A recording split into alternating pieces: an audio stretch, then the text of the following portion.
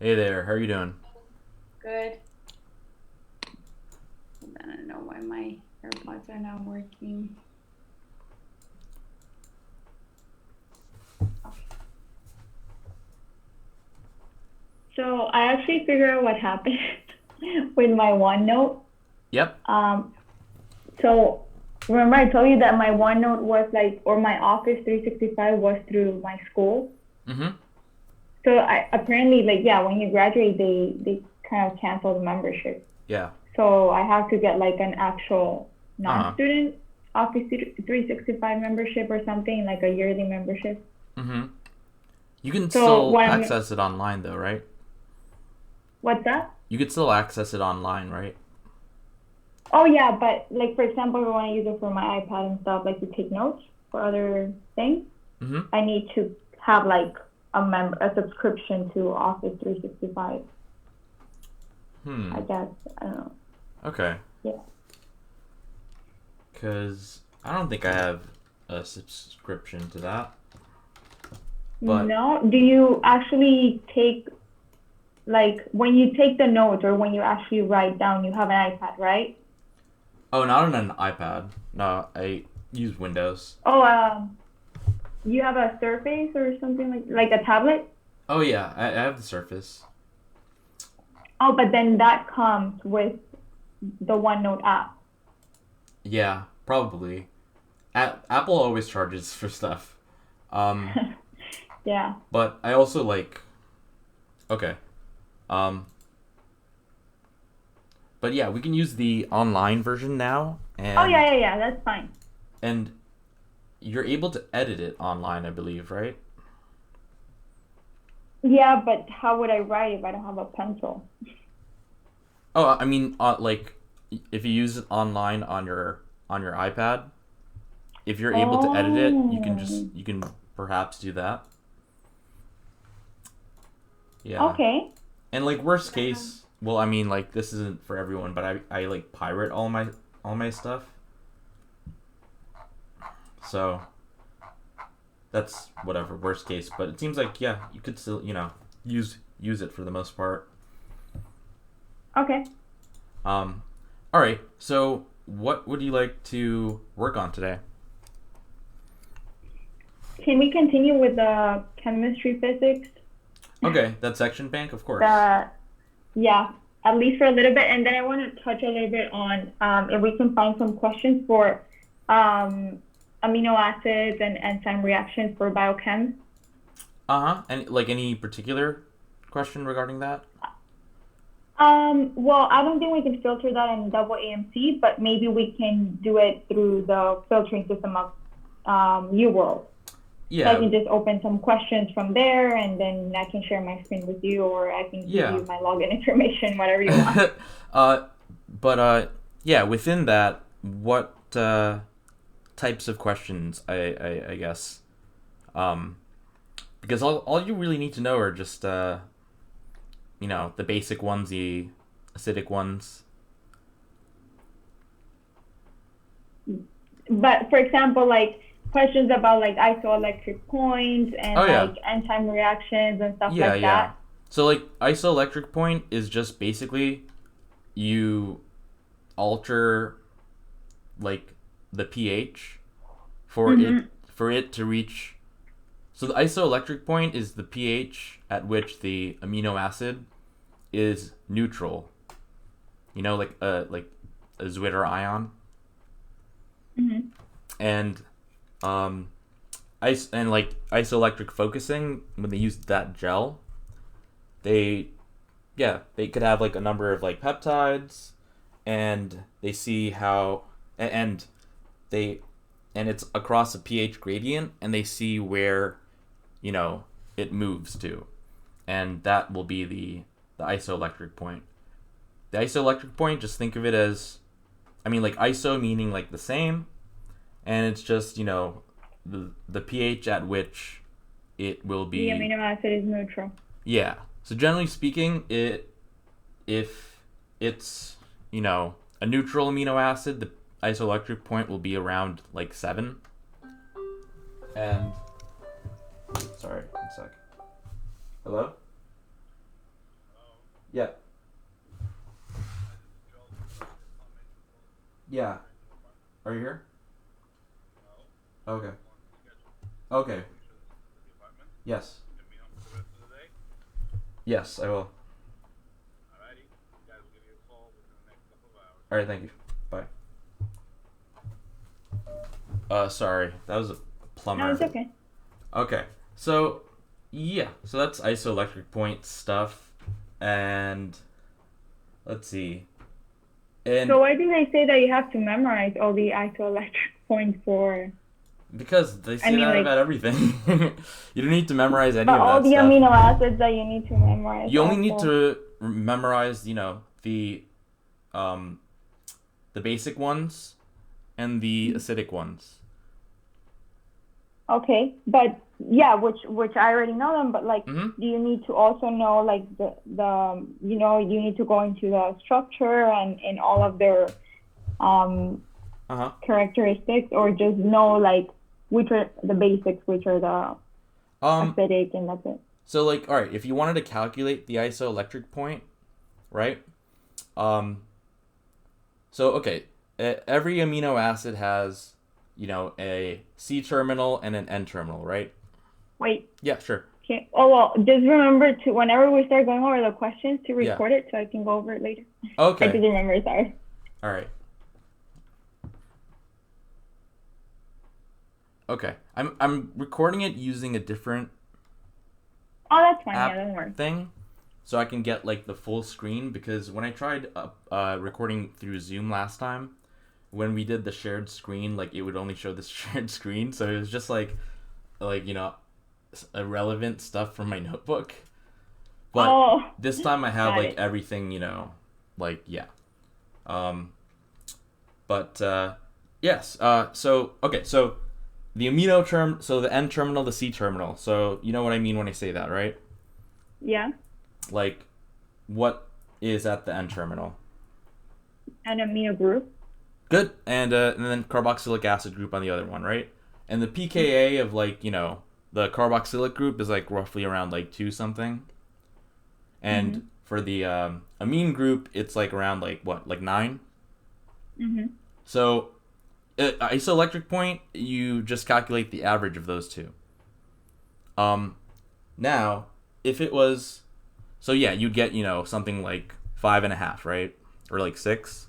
So if it's a basic one, there's gonna be a side group or side chain, or yeah, side group that will be more basic. So it'll have a pKa that's gonna be higher.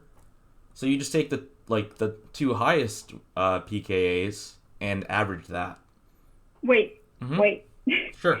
So if it is a basic amino acid, then it's going to have a higher pKa. And what you said you take that pKa and you take the 2 pKa's? Yeah, you're always going to take an average of pKa's. But if it is a basic one, you're going to take the higher average of the higher pKa's. And conversely, if it's a acidic amino acid, you're going to take the average of the lower pKa's. And so the isoelectric point for a neutral amino acid will be around 5.5. For an acidic one, it'll be lower than that. And for a basic one, it'll be higher than that. And yeah, that's all to it.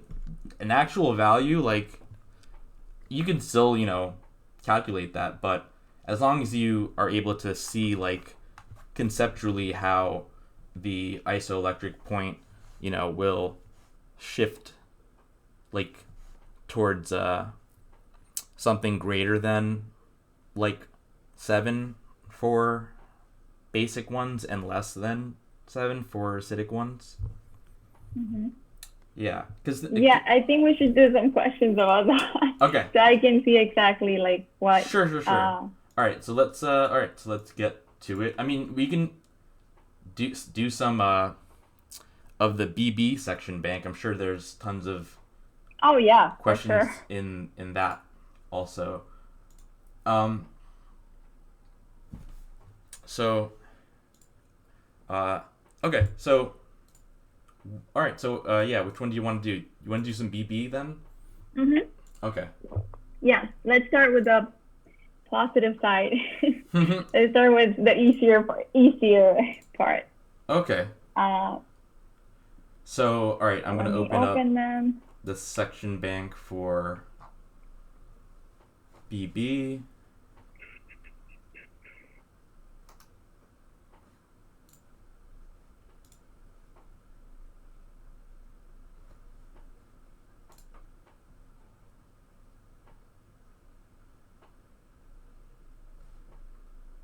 Why can I find them? It says question path.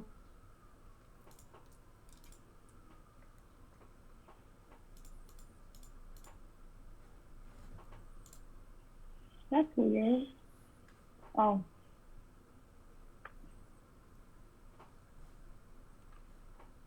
Okay. Okay. Oh, wait. It's like logging me out. Oh my god. It's okay. There's so many things that I have open right now in my little laptop. Yeah.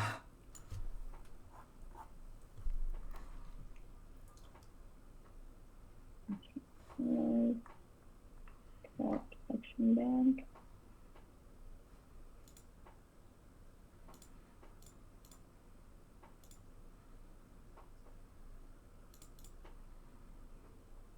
All right, I have the first question. The passage is about blood flow to the brain, blah, blah, blah, blah, blah.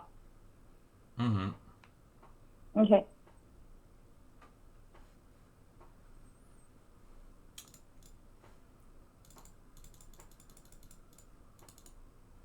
Okay, so all right, so this gives us an opportunity to go over the passage.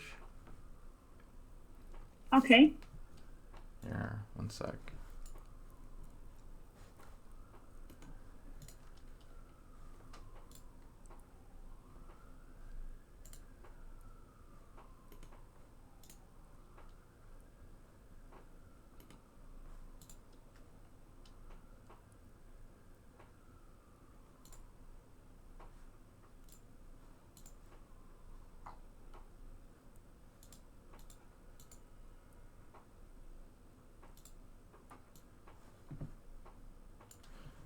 Okay, so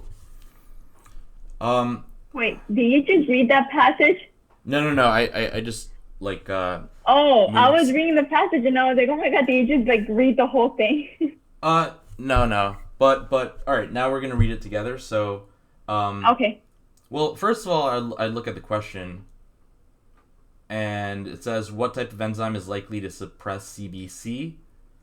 So now I'm gonna look for CBC in the passage, and I You see it. can't do Control F when you're taking your test, can you? No, you can't. So Yeah. yeah, you have to get used to being able to find things really quickly in the passage, and I know that's easier said than done. No, but you get used to it. I mean, I do the same thing in cars. Like, you have to Yeah, constantly do it. yeah, and I've been reading passages like this for like my entire life, so it's but I see it. It's at the end of the second Yeah. paragraph. So it's talking about a crossbridge cycle for actin and myosin, and like you remember that from whatever content review. Like that's when a muscle contracts. All right. So they're saying that phosphorylation of something is required to make this happen. So what type of enzyme causes? Oh wait. It says to suppress it. So they're saying that Yeah. So like okay, when it comes to highlighting, I would highlight phosphorylation. On the passage, so phosphorylation of LC20 is required to activate the myosin head. Yeah, just highlight phosphorylation. Okay. And like the shortcuts like Alt H and stuff. Shortcuts for, I'm sorry? Like the keyboard shortcuts. Oh, no. I actually click highlight. Oh and yeah, stuff. yeah. Use the shortcuts because they're shortcuts. You're So a keyboard person. yeah. You know all the shortcuts for keyboards and stuff. Like, Mm-hmm. so what is the shortcut for that one? Oh, it's hold Alt and then you hit H. So basically, when I'm reading a passage, my hand is already over the keys Alt and H, and I just double click on phosphorylation, and it highlights it, not like highlight it, but this like the mouse, the normal highlighting that you can do with anything. Then I hit Alt H and it highlights. Okay, let me try that. Mm-hmm.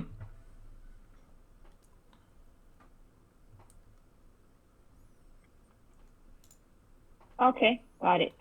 All right, and also if you hold Alt and hit S, it does a strike through. If you wanted to know that. Oh, okay. So you double click and then you do Alt S for strike through. Yeah. Oh no. So yeah. Alt S. Yeah. So yeah, highlight phosphorylation and then highlight CBC. Okay, but wait, the Alt S doesn't really work for highlight for strike through. All right. We don't have to worry about that. Okay. All right. So phosphorylation and then CBC. Yeah. So okay. All we need to. So that just tells us phosphorylation leads to CBC. Mm-hmm. And they're asking what type of enzyme would make CBC not work. Mm-hmm. So it's going to be an enzyme that removes or inhibits phosphorylation. Exactly. So that's positive? Yep. Okay, so we didn't even have to read the passage. Yeah. Question. Yes. Do you always do this? Like, do you always first look at the question before reading the passage? Yeah.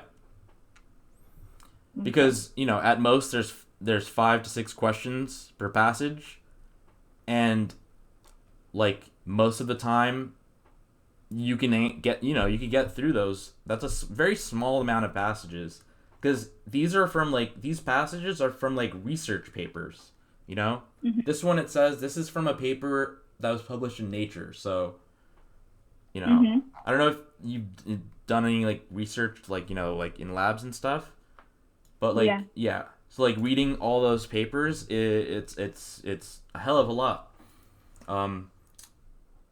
But so it doesn't really make any. There isn't really a point to like completely know every single tiny bit of what everything means, because we're not really going to use this for any other reason than answering just the questions that they give us. Just take it one question at a time, instead of one passage at a time, a question at a time. Okay. And if it calls for us to read it, then we go to the passage. So all right, so this one made perfect sense to you, right? Yeah. Okay, so now this one is going to be all right. So they're saying which statement regarding VSM function and cytoskeletal dynamics is best supported by the data in Table 1. So now we're going to basically look at Table 1, but I would also look for VSM. Mm-hmm. And I see it. Do you see it? Yeah, so second to last paragraph, dynamic reorganization of the actin. Okay. Yes. So basically, I would say, so I would highlight reorganization. Mm-hmm. And I'd highlight cytoskeleton. Cytoskeleton. Mm-hmm. And then I'd highlight VSM, contraction, and I'd highlight relaxation. I wouldn't even highlight the and part. Like, you want to highlight as little as possible, just so you get to see like cytoskeleton reorganization causes VSM contraction or relaxation. If you because if you highlight the entire sentence, the more you highlight, basically, the less highlighting is worth it, right?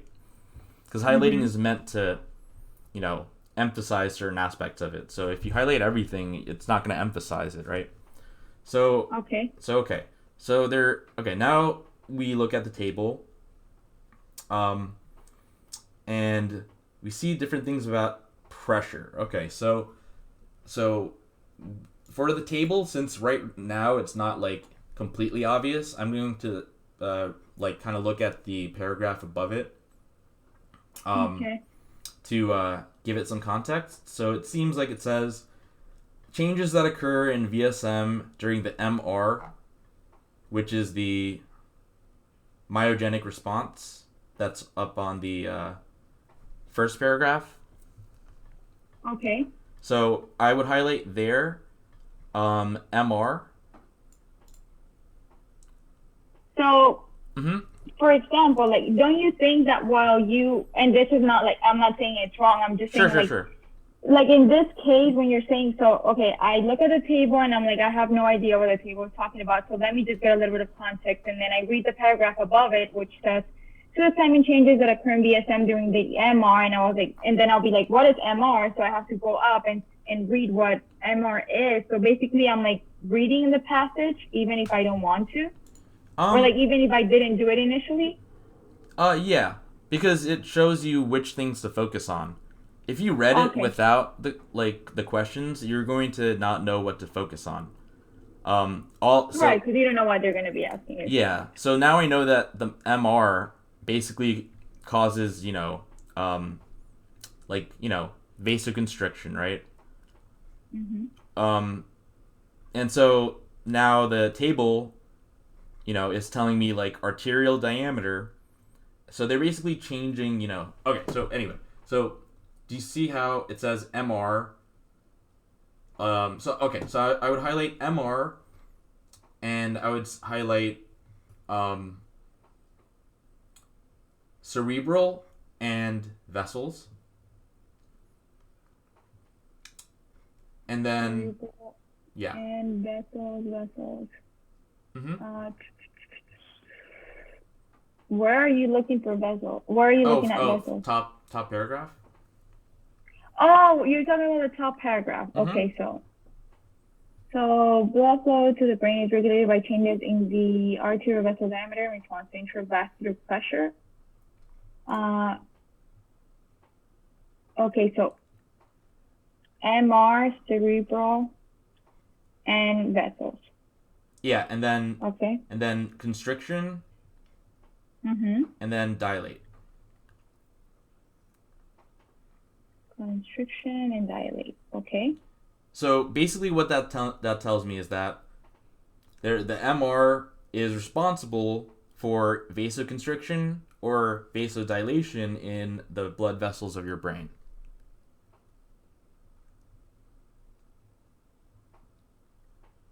Okay. I was just reading. Sorry. Yeah. Yeah.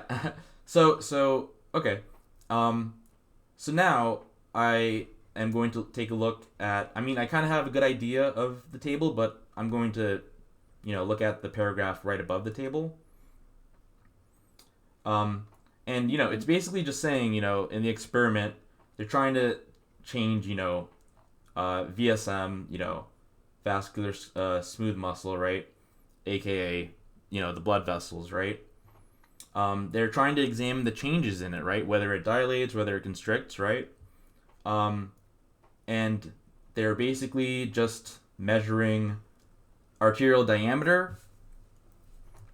So, okay, let me ask you this. Like, if the arterial diameter... So what happens to the diameter of the arteries when vasoconstriction happens? It decreases. Correct. Good. Mm-hmm. Okay, so they're measuring that. They're measuring the amounts of phosphorylated LC20. Mm-hmm. And then, how is phosphorylated LC20? So it is required to activate the myosin head, which will cause muscle contraction. Okay, so that will be an indication of arterial contraction?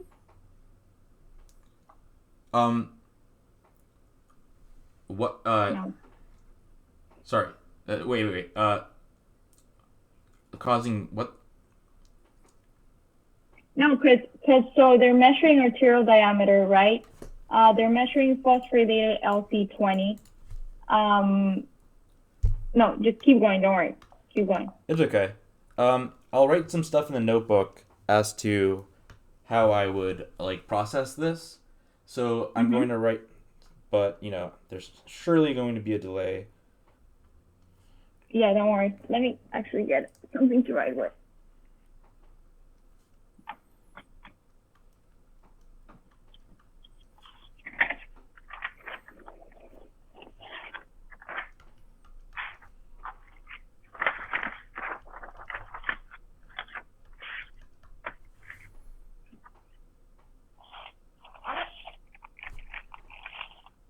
Okay.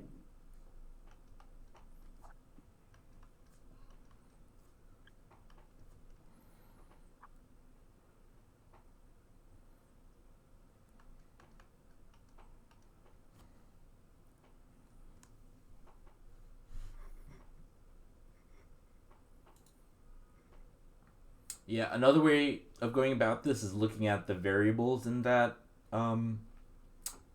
table and then looking for that in the passage. So, for example, looking at. Do you have my okay, yeah. OneNote? Arterial diameter. Do you have my OneNote open? Yes. On session 2, does it show you what I wrote? Yeah. Okay, so this is like a shorthand. So I wrote MR is proportional to VSM, and that can either constrict or dilate. And LC20, when it is phosphorylated, I drew that as that P in the circle, causes the CBC to happen. And now I'm going to look at Calponen. So now, Calponen, and when that is phosphorylated, it says It reduces its inhibition of the actin activated myosin MGATP. Okay, so that basically means that it's going to when it's phosphorylated, it lowers its inhibition of the ATPase.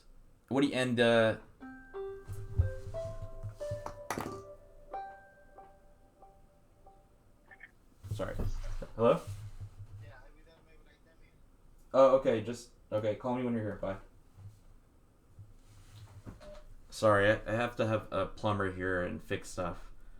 Oh, no, it's okay. Okay. So, phosphorylation of calponen reduces inhibition of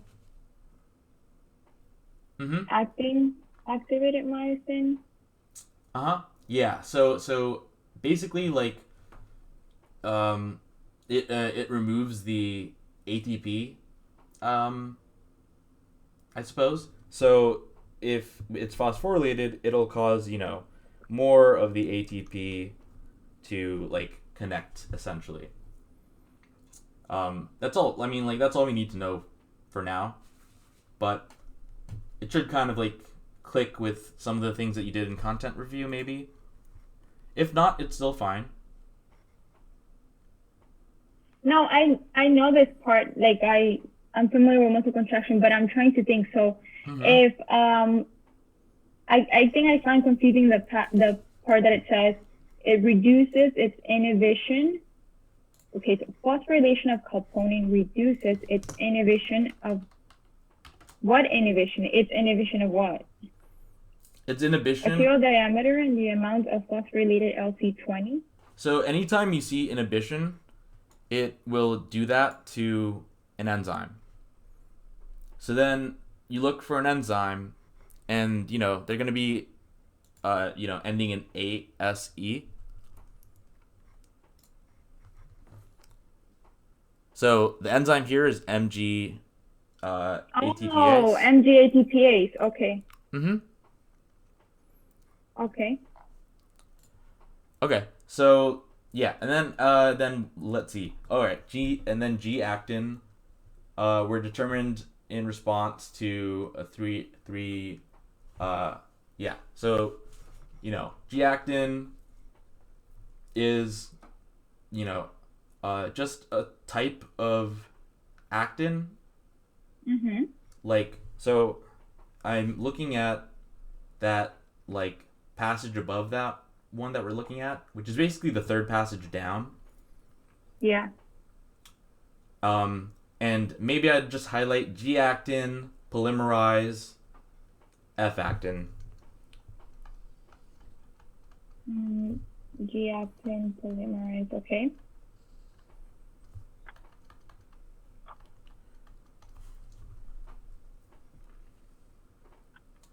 And then there, you know what? Might as well add this. They haven't asked it yet, but it just says depolymerization can be induced by the drug, like LAT-B, right? B, okay. So I would, draw like an arrow going in the opposite direction with, LAT-B. Okay. Yeah. So, what do you think the MG ATPase does? So it actually hydrolyzes. Well, it will break down ATP. It'll get. So if something gets phosphorylated, right, it's going to like dephosphorylate it. Right, so it's going to dephosphorylate ATP. Yeah, it's basically the answer of that thing that we had in the question before. Like it's a phosphatase. Right, so basically it turns ATP into ADP. I think so. Yeah. It takes away a phosphate group essentially. Okay. Yeah, and so I basically wrote that in the notebook, and that's why. By the way, when people die and they get rigor mortis. It's because there's no more ATP available to allow the myosin head to detach from the... Exactly. Good. Yeah. So yeah. You know all this content. Okay. So now let's just look at basically what happens when we alter the the interior pressure, right? The internal pressure of whatever a brain blood vessel. So, okay, if we increase the pressure, it seems like and then I'll write this also. So, whatever, diameter. As we increase the pressure, the diameter decreases, right? Right. Yeah. So I'd say, it's inversely proportional to the pressure. Okay. All right. Now, phosphorylated LC20, as we increase the pressure, it increases. I mean, it reaches like somewhat of a stable point. But yeah, it increases. So then I'd write whatever. Phosphorylated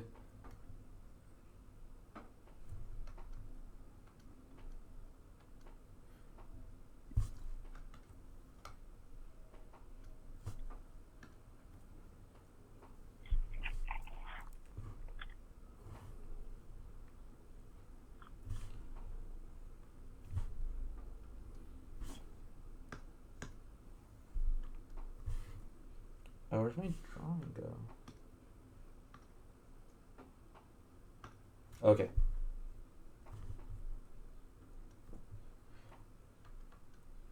Okay. And then phosphorylated calponen, also proportional to pressure.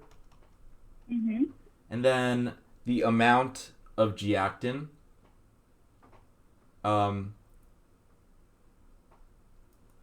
Indicate data are normalized using a 10. Okay. I mean, yeah, that seems What do you... Yeah? Oh, what is that? So indicate that data are normalized.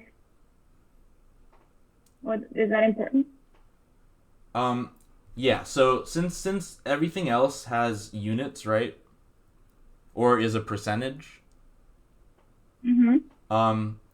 And G-actin is the number of it.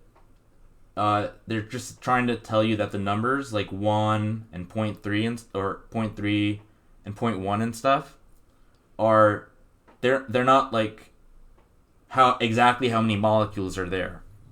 They're just compared to the standard or the control or whatever, which is 1. So basically what it's telling, so it's like let's say that 1 is like the normal amount. It's really like going to be like, like millions or billions of these molecules, right? So I knew what normalization was. I know they do it a lot with protein when like they're trying to measure protein quantity, right?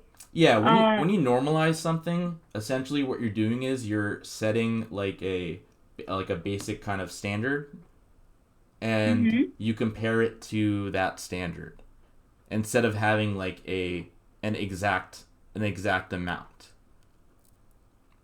So, yeah. So, for example, what they did here for G-actin was that at 10 millimeters of mercury of internal pressure, Yep. the amount of G-actin was 1. Yeah. One what? 1 exactly. unit? So there's no. So that's why they had to normalize it, because we don't know how many. Like, they're not going to give us like the exact number of molecules of G-actin. That's going to be hard to figure out. So they just use that as that standard to say this is 1. Think of it as 100%.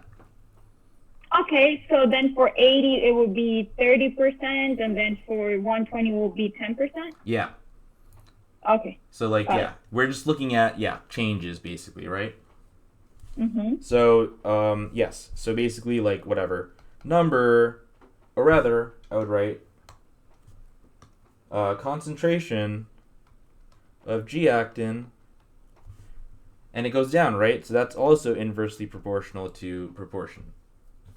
Mm-hmm. So basically, we just went over the entire passage, more so than we need to for this question, but now we can look at that question.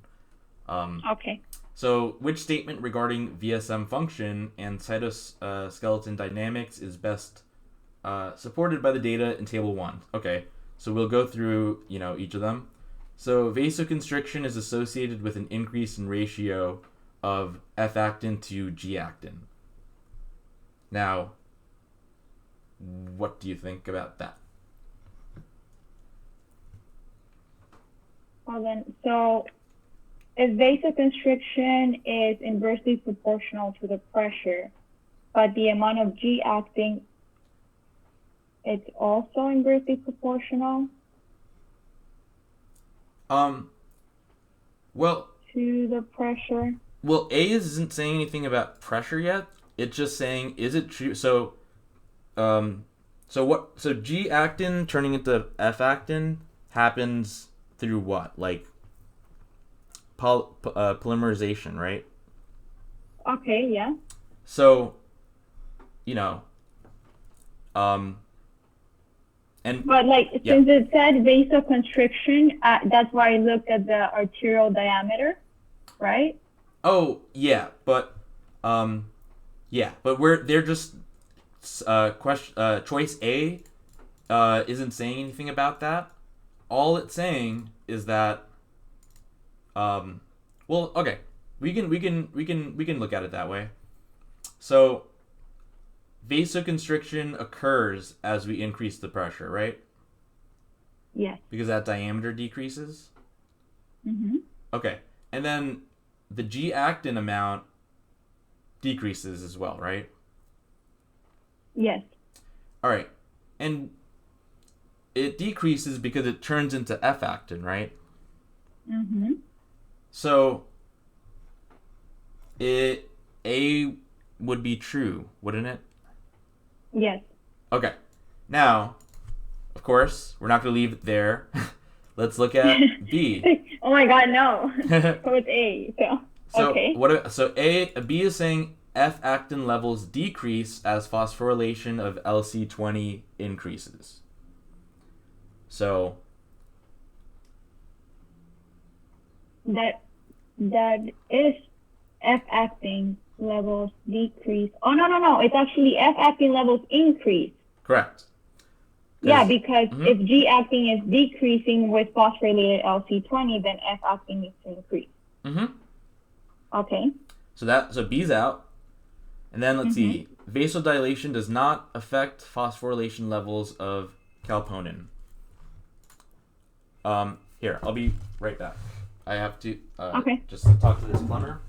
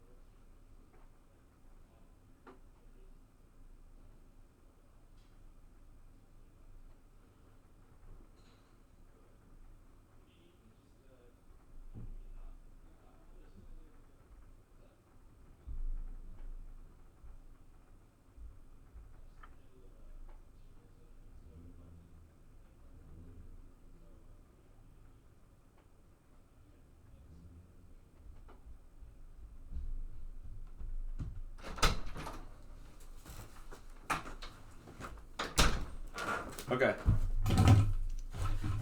Okay. All right, let's see. So, vasodilation does not affect phosphorylation levels of calponen. So, what is that, No, it actually affects. I mean, it does affect that at some point because if you look from 120 to, if you actually compare the arterial diameter, it stays at 18, but then it goes down to 7. Yeah. So it does affect it at some point. Yeah, it goes from 7 to 18. After that point, it doesn't, go any further. Right. So, but it does certainly affect it. Okay. Yeah. And by the way, it's probably, reached its saturation point at 18. That's probably why. That's the same thing with LC20. It goes to 50 to 52, not that much of an increase because the enzyme's probably saturated at that point. It's reached its Vmax, right? It's the maximum amount that it can take in. So, but yes, it certainly affects it. So C is out. And then it says arterial diameter reduction, aka vasoconstriction, is always dependent upon increased calponen phosphorylation. And that's where you see that, calponen phosphorylation is 18 and stays at 18, yet the diameter changes. Decreases. So it's not always dependent on it, right? Yeah, so the answer will be A. Okay. So. Wow. Yeah. How can you do this? And I mean, the interpretation seems you just have to get the relationship between the variables pretty much. Exactly. But then you have a minute and a minute and 18 seconds for that. Yeah, I mean, of course, on the actual test, once you see, we did get the answer immediately, but do you see how going through the choices is the way to read it? Whereas if you just read it, people would be writing MR equals myogenic response, and and from, my OneNote, you get to see exactly how I'm writing it and just how things are proportional. Yeah, if you can think in terms of just this is proportional to this, because if you could think in those terms, you're, that's it's a wrap. You got it. So Okay. So let's look at the next one. Mm-hmm. So compared to controlled RMCA, rat middle cerebral arteries, basically, just VSM. Also, like, you see how I'm putting like all these things in like the same, like I'm saying, because they want to put a bunch of different words in your head to psych you out. Yeah. And again, like I'm saying, like people who usually take it, they're gonna write, oh, it's RMCA. It's rat middle cerebral arteries. It's not the ones that are not in the middle, but it's just VSM, which is just VSM, which is vascular smooth muscle, which is just blood vessels. Mm-hmm. Okay, so basically, compared to control, held at an internal pressure of 120. Yeah, hold on. Yeah.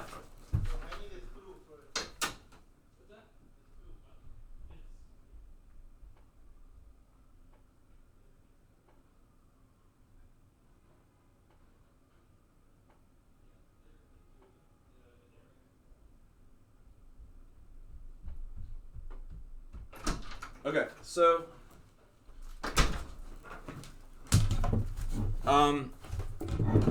application of lat B.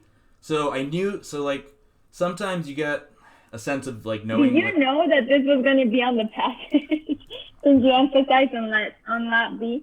I mean, like, I technically did this before, but when you read it, like, I just like saw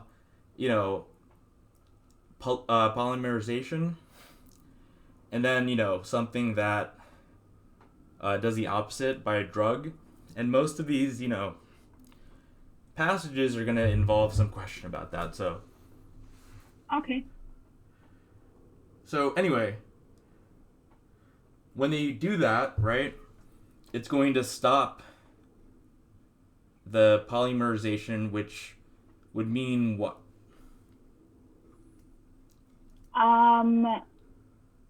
They would, hold on, research.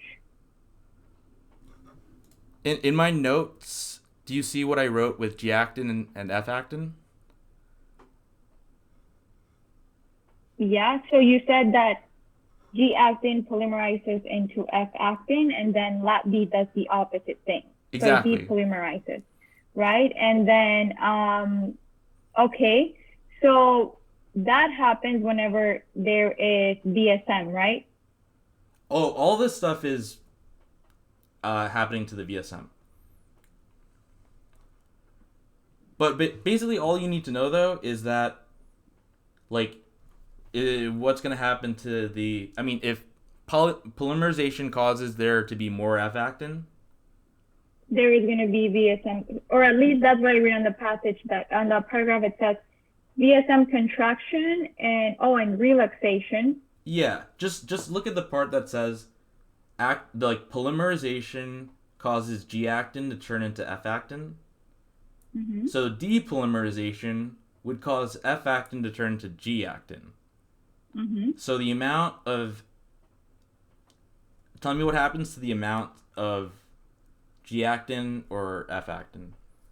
Right, so whenever there is lat B, the amount of G-actin is going to increase. And the amount of F-actin? Is going to decrease. Yep. Oh my god, I see. Yeah. Okay, because I haven't read the question. So compared to control RMCA held at an internal pressure of 120. Yeah, we don't even need to know about the 120, by the way, but... Yeah, why are they giving that 120 though? That's what they do. That's how they... Like, they give you all this information because they want you to think the 120 is important. And they want you to look at the table and look at where it says 120, and they want you to look at G-actin and see that it says there's less of it, and then they want you to see, not choose the answer that says that there's less of F-actin. Oh, wow, that's mean.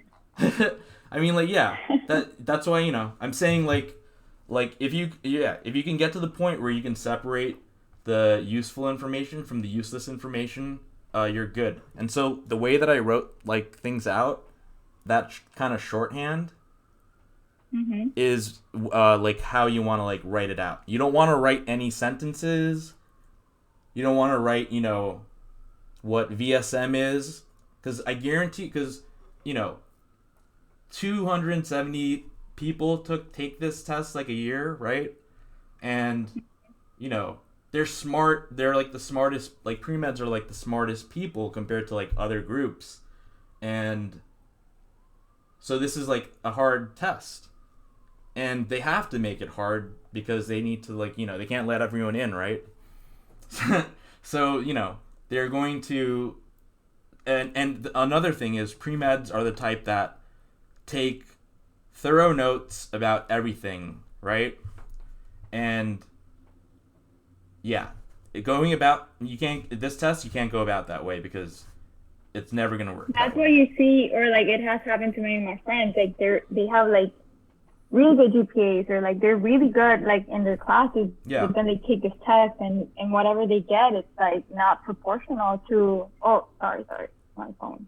Yeah. Not proportional to what they did in college, like. Yeah, and again, remember that's why math majors and physics majors, like score the highest. Yeah. Like even though this is about, like biology, right? Because It's more rational and logic. Yeah. Stuff. And in physics, basically, where we are just looking for, it's very reductionist. We're reducing everything down. But yeah, so that's the answer right there, right? Okay. Okay. And by the way, so they start off by saying compared to a control, right? So it's not going to be, we're not going to be using anything in table 1. But yeah, that's also why, I say like I want people to know like why the wrong answers are wrong, because the wrong answers are designed to be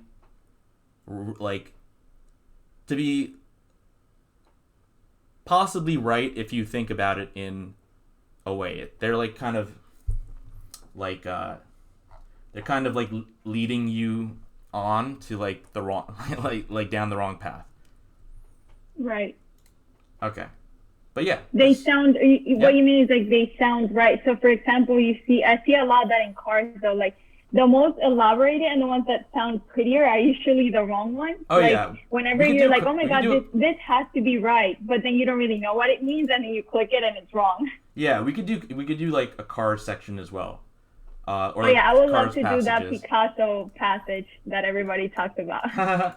Yeah, it's like, it's really not as bad as people say, but but again, so like everything that I'm trying to do, when I wrote the cars guide for my other student, it was just me like reverse engineering the way that I think. And so okay, but all right, let's move on to the next one. According to the information in the passage, which statement best describes the function of the MR in response to stimulation of the sympathetic nervous system? So basically, what does it do? So, well, it says here that the MR allows cerebral resistance. So in the brain, partial right? Constriction or dilate. So basically, it alters blood flow. So, but in the brain. Right. So A is talking about aorta. So that's out. Oh, okay.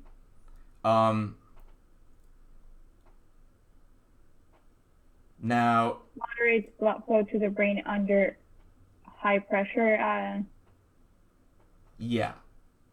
And it says, in response to intravascular pressure, right? In the first sentence. Oh, in response to intravascular pressure. Okay. Yeah. That's why it's a response, right? Right. So does this high pressure where they're referring to is what, like not intravascular, they're referring to actually intravascular. External pressure? Intravascular. Because think about it. There's no there's no other pressure in our bodies really that we can measure. Right? It's just like blood pressure, right? Mm-hmm. Yeah. Okay, so that can be an option. Yes. Because And C says enable cerebral resistant arteries to locally vasodilate. Okay. I mean, that can be an... So what's the difference between that and B? Yeah, they sound pretty much...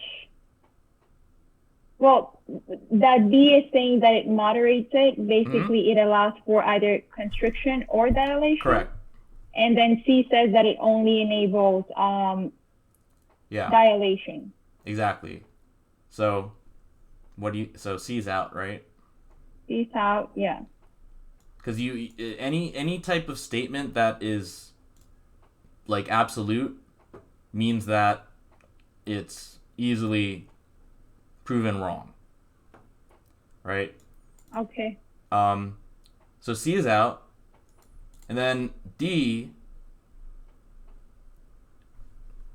Forget it because it says abdominal cavity. Yeah, which by the way, that's what happens in the parasympathetic nervous response. Right. Yeah. But then really the stimulation of the sympathetic nervous system doesn't really matter. Yeah, it doesn't. I just wanted to add that bit. Oh. Yeah. So blood flow to the brain is regulated by changes in arterial beat. I just want to know how did you actually got so quick the fact that it was only to the brain, because then I would be thinking like. Oh, we did that from the beginning, remember? Like Yeah. Well, like. That it's just we're talking about it in the brain. Mhm. Yeah, no, it says it there. It's true. Okay. Yeah. So it's B, moderate blood flow to the brain under high pressure. Mm-hmm. Okay. Yep. That makes sense? Yes. Okay. Okay, then the last one, it seems, is... Oh, no, wait. There's two more. Okay. The polymerization of which structural component... Okay. What do you think? Oh, this is easy. Yeah. This is, like, pretty much kind of, like, whatever. Content, yeah. Mm-hmm. Well, I think it's microtubules because it's F-actin and G-actin. What's actin made of? Is it tubulin? No. Well, microtubules are made of tubulin, that is true, but... Okay, so... Yeah, check out, like, the Anki stuff, because I talk about the differences between these three. But, yes. Myosin is made of microtubules, and actin is made of microfilaments. Mm-hmm. Yeah. Okay, and they're talking about F-actin and G-actin, so it's microfilament. Yep. Okay. This is like pretty. This is just like either you know it or you don't know it. Wait, what's that? So this question is more like either you know it or you don't know it. Like. Yeah, but I would say like as far as content is concerned, this is definitely something that you have to know. Yeah. Yeah. Where's the? All right, whatever. I was gonna look in my. Oh, here, right here. In my Anki deck, I'll just screenshot it and put it in the notebook. Okay. But yeah, I talk about like of course the things that I put in the Anki deck are the things to memorize. So yeah, I put it in. Is that on the wrong answers deck or the other one you sent me before? Oh yeah, wrong answers. So basically, yesterday I was starting on a deck where I bring in things from wrong answers and the other thing, and put it all into one. Mm-hmm. So, but yeah, so I put it down there, and it should maybe like update at some point. See. But yeah, definitely remember that. Oh, I see it. Yeah. Okay. Yeah. Myosin, microtubules, and actin microfilaments. Mhm. Okay. Um, and so, okay, and also microtubules are the largest, intermediate filaments are in the middle, and microfilaments are, the smallest. Mhm. So that can also give, like, you can also learn, like, from that, like, thick, like, thick and thin, I forgot. You know what I'm talking No, what? about? I'm sorry. Like, the thick part and the thin part of actin and myosin. Oh, anyway. Oh, the thick and the thin filaments Yeah. of in muscle contraction. Mm-hmm. Okay. Yeah. Yeah. Yeah. So if you can remember that microtubules are larger, you will Mhm. know that the thick part is made of microtubules. Okay, and then the thin filaments are the ones that are made of Yeah. microfilaments. Oh, yes. Yeah? Mm-hmm. Yeah. Yep. Okay. Yeah. Good. All right, next question is amino acids. So All right. let's see. So position 19 of LC20. Okay, so this is a thing that I guess you should know also. Kinase, right? Basically, it takes um it phosphorylates, I believe, through either serine, threonine, or tyrosine.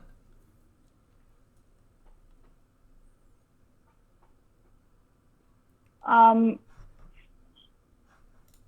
so wait. Let's go back. So it says, so you're saying that I need to know this because they talk about the phosphorylation of LC20. Yeah, so basically we Why need are they mentioning the position 19? Like, they're just telling you that where it is. I mean, but everything that's like that is just so people who take the test are like, oh yeah, this all right. So it has to be at position 19. Okay, and then it says LC20, so 19 and 20. But they want to confuse you and make you think that things like that. It doesn't matter. oh, Mm-hmm. but wait, it says here in the passage, on the second paragraph, it says, which activates an enzyme that phosphorylates amino acid residue 19 Yep, of the that's actin talking light about the chain. same Okay, one. I was like, they never mentioned any residue in the protein, so I was lost on that part. Oh yeah, they say that in the second paragraph. Phosphorylates, Okay. amino acid residue 19 of the myosin light chain LC20. Mhm. But anyway, like basically, like whenever like phosphorylation involves a kinase, right? Mhm. And kinases, what they phosphorylate, I just think of it as STY. So serine, threonine, or tyrosine. But really, what do those all have in common? You said PY? Oh, no. S, T, and Y.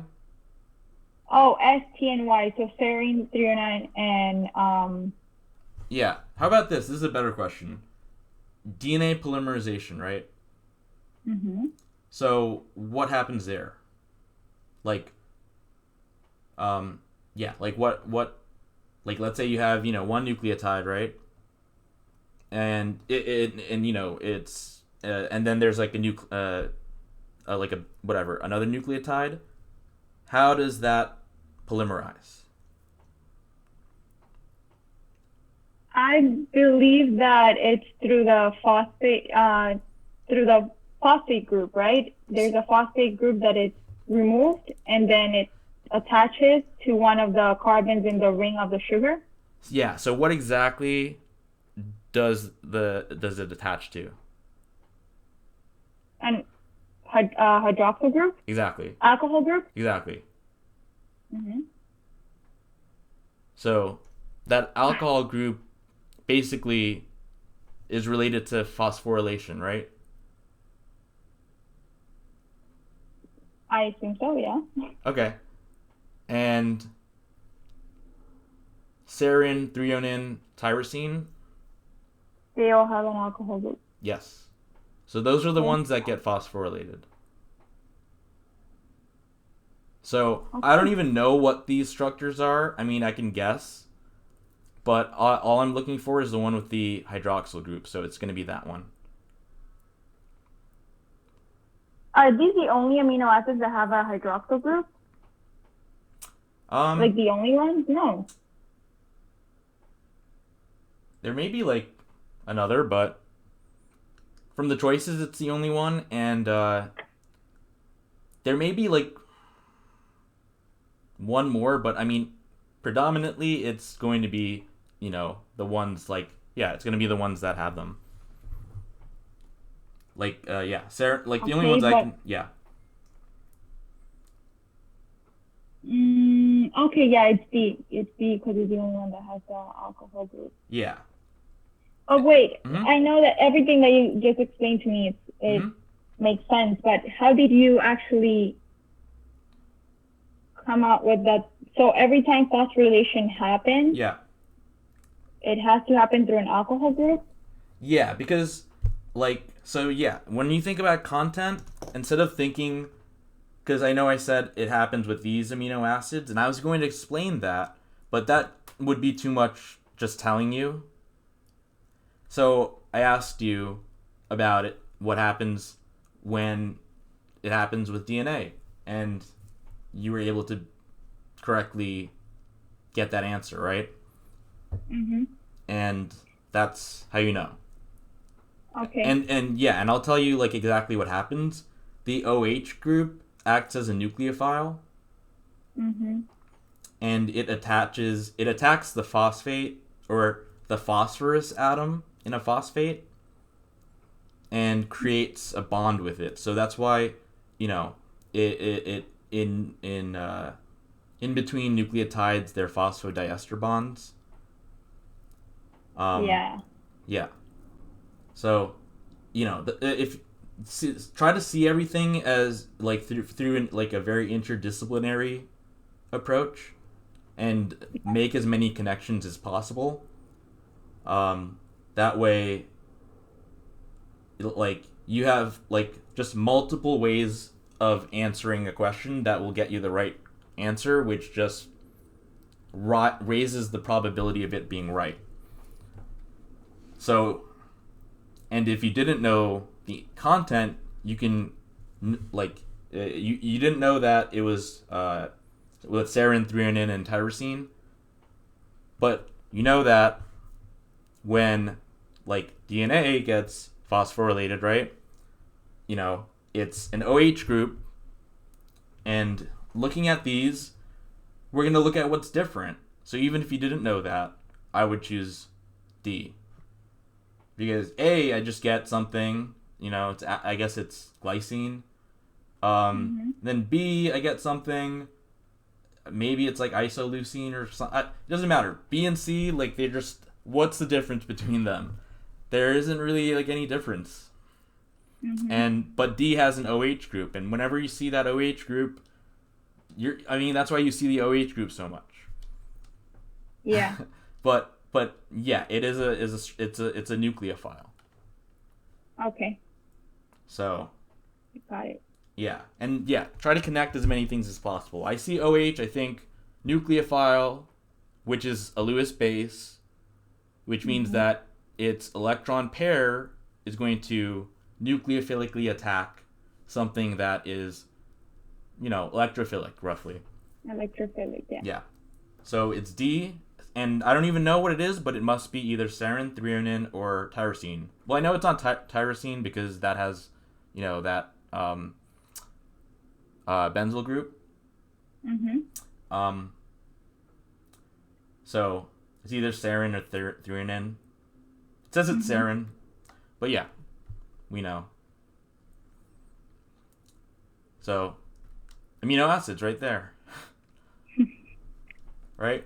We didn't need to know any specific. Yeah. Okay. So yeah, any questions?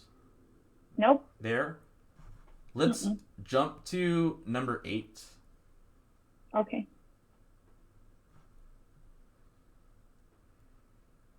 So which amino acid is least likely found in one of the transmembrane domains of the Gpcr? 43. Yeah, and we don't need to know anything in the passage. Oh, really? Mm-hmm. Oh, it's just going to be a nonpolar. Mm-hmm. This is why you need to know the nonpolars. I guess it's glycine. It says least likely. Oh, least likely. Sorry. So, actually, asparagine, because asparagine is basic. Yep, and that's it. Yeah. Oh my God. All right. All right. How about Glycine, number 13? PRP is tryptophan. Okay, phenylalanine. Okay. Yeah, basically they're all going to be all right. Whatever. But all right, try 13. 13. Mm-hmm. Okay. Unbranched alkyl side chain. Okay, I know isoleucine has a branched side chain. Yeah. What can you tell me about alanine though? I don't know much about alanine. I only know it's non-polar. Do you need to know which ones are polar and non-polar? I mean, like not really no, but like I guess I start from like the simplest, and I know like maybe like one or two of those. Well, I know the two simplest ones, and then I know like the basic ones, the acidic ones, and then the ones that get phosphorylated, aka the ones with the hydroxyl group. And and then there's one that is a secondary amine. So that's how I think of it. And that's like an active approach. Instead of just memorizing them all without rhyme or reason, I separate them into those categories. So, like someone could memorize the structure. So if I asked you which amino acid, has a secondary amine, people who memorize them all, they can know the structure of them all, but they're not going to be able to answer that because they just They kind of like, so it's basically when you memorize something with a particular set of conditions, and then they switch it around, and you're like, I have no idea. Yeah, that's why rote memorization never works. Yeah. So what? Yeah. So now, what do you think is the one with a secondary amine? I don't know. Wait. No, I don't know. All right, it's okay that you don't know. Remember, tolerance of uncertainty. So think about it. In order for it to be secondary amine, right? It has that amine group has to be attached at both ends, right? To two groups, yeah. And this is one amino acid. It's not attached to another one. So it must be what? A ring. Yes.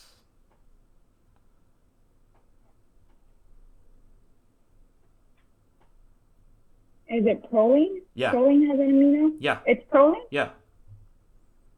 And you see how you got that? Yeah, I know proline is special in many things, like also causing the kinks on the beta sheets and all that stuff. Yeah. But you see how that all just, you don't need to know that it's going to cause kinks because you know that if you know that. So like it's great. So that's how I'm like asking you questions like in these like kind of small steps because like I asked like, okay, in order for it to be secondary, it must be what? And then you're like, so in your head you could have every single amino acid. There's more than 20. There's 20 that we essentially use in our human body, but there's billions, right? You could be like a computer or something or like a textbook, but it's about like recognition, not recall. I'm sure you've heard that before. So yeah. So and this lets you kind of do like a search function in your head, And so you're able to deduce that it has a ring and then correctly say that it's proline. And if it has a ring, right, it's going to get in the way of things. So it'll get in the way of making, a beta pleated sheet, like, keep going in one direction. So that's where the turns happen. Wait, there's many others that have rings, and apparently proline is the only one that causes the kinks, right? Yeah, but do those rings have whatever? Those rings are like whatever, like benzene or something like that. Tryptophan is like a double ring structure.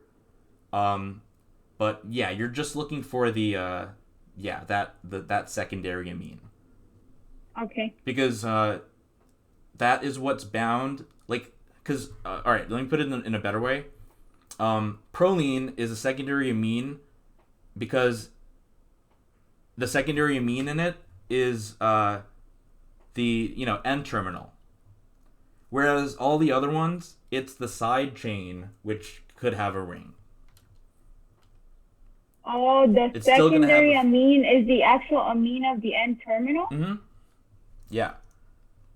So other things would have it as like a side group or a side chain or whatever, but it'll still have that primary amine though. Okay, hold on. I just want to see proline. Mm-hmm.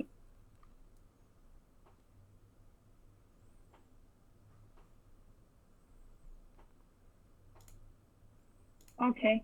Yeah. Okay. So, we haven't answered the question. Oh, okay. So they're asking for an unbranched alkyl side chain, and like, okay, well, I mean, I don't want to say that because I know this one, because I know the two simplest ones. But you probably isoleucine and leucine, they're pretty much they're isomers, I guess. Yep. So they're both going to be branched, right? Mm-hmm. So then that's out. Mm-hmm. And then valine and alanine, I don't know the difference between both of them. Mm-hmm. So on any list of amino acids, what's usually the first one that they list? Alanine. That's like the second one that they list, but glycine is the simplest one. Yeah, and then it comes alanine, valine. All right, so glycine is just an H. Mm-hmm. And then what's less simple than just an H, but not what's like the next step? Like you're adding a C carbon. Exactly. Or like a CH something. CH3. Yeah. Like just a methyl group. Right. Yeah. So you have the hydrogen, you have the methyl group, and then you add the CH2CH3, which is going to be valine. Yeah. So the way I see it is like simplest amino acid just has an H. Then it's like, okay, let's try to be a little bit more complex here. Let's add a methyl group. So you do that. And then after that, it's like, all right, maybe we can add a methyl group that has another one, like an ethyl group or something, right? Mm-hmm. And then let's have, which I assume is leucine or whatever.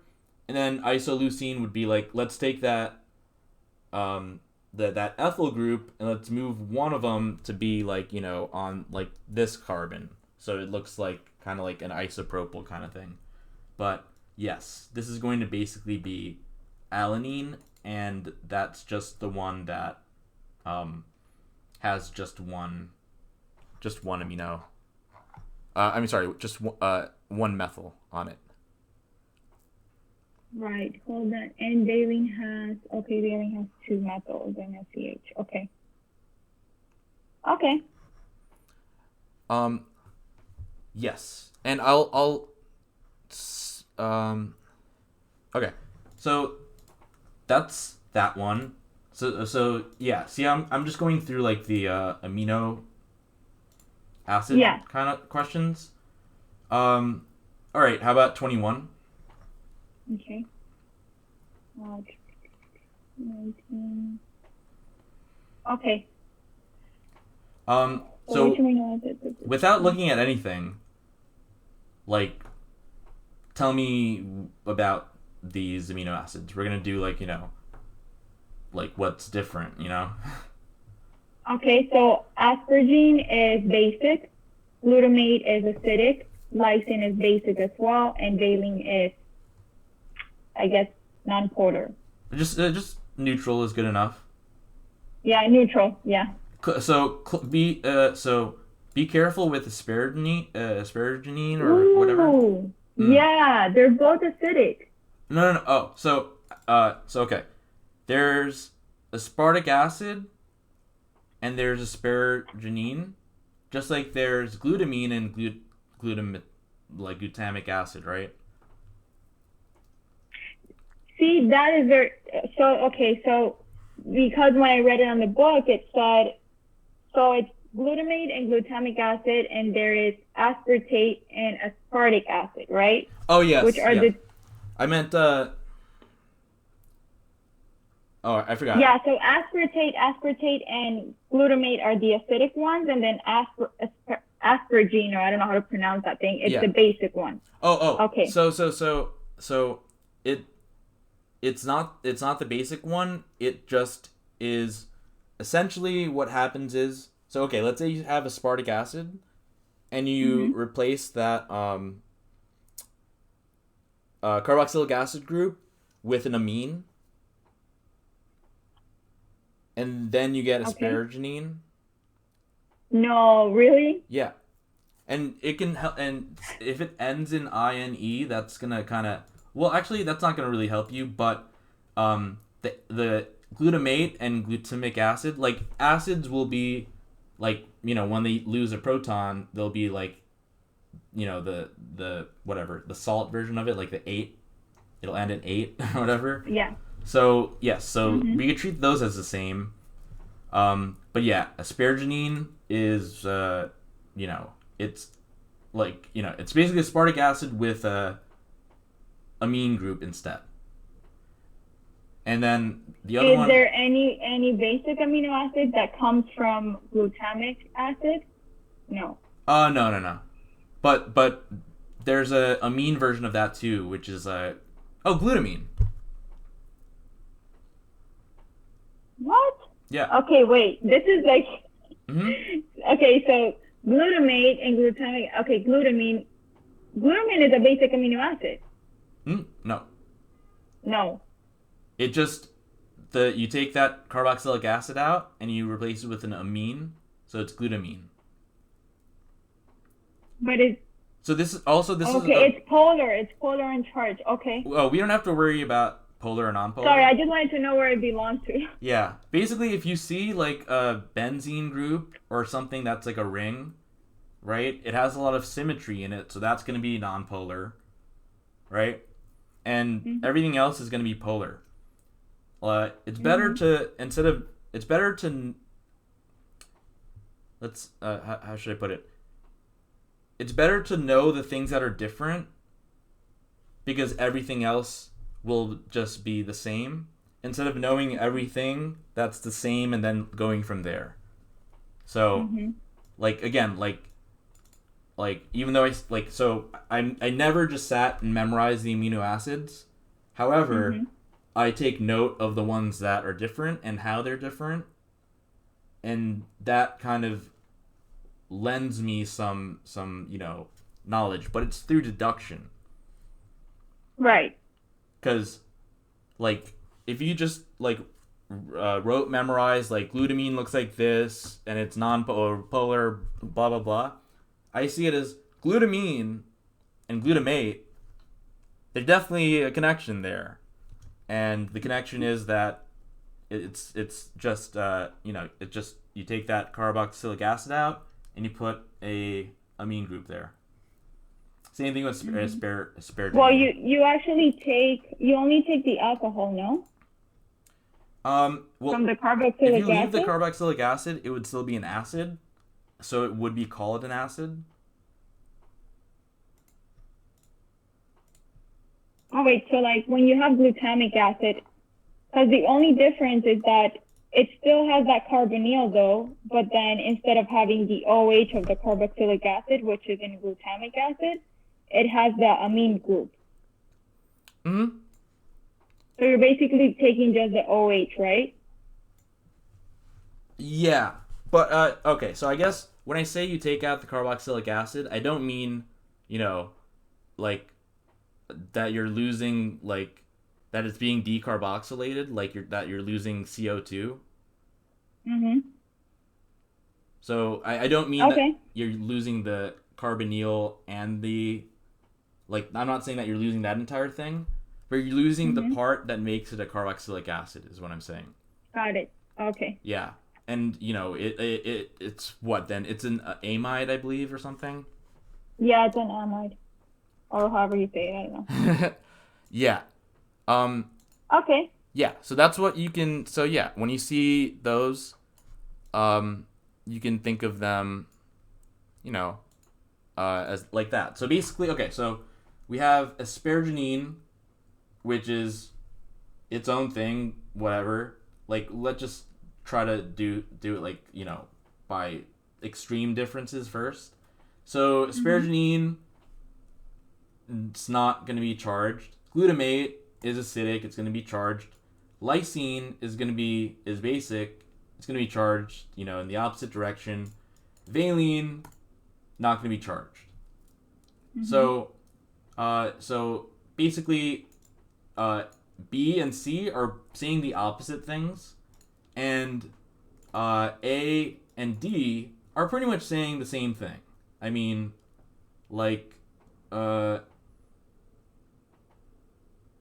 yeah, to me there isn't much of a difference because they're not charged. So now we just have to see if it's going to be, the one that's positively charged or the one that's negatively charged. So I'm going to look at position 64, and I see it, D64. Wait, you're too fast. Let me look for 64. Okay, D64. So the CCD contains 3 highly conserved residues. Okay. All we need to know is a D64, and D is what?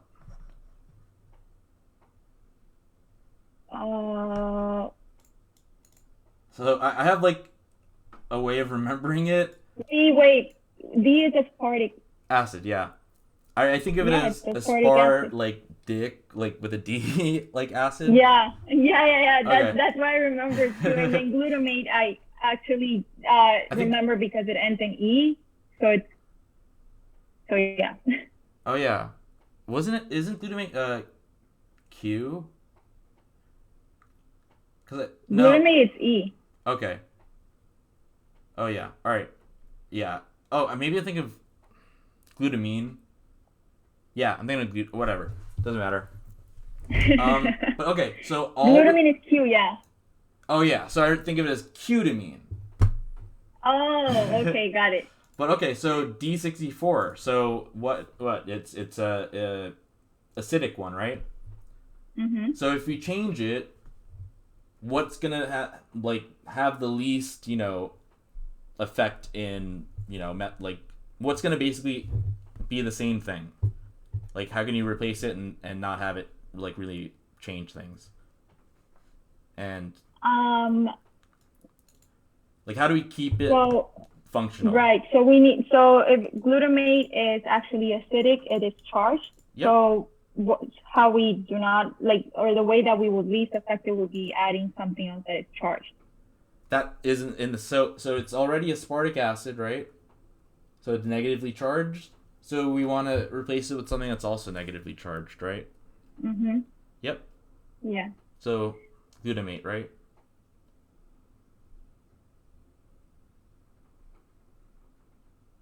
Well, wait. We said that we were actually ruling out B and C.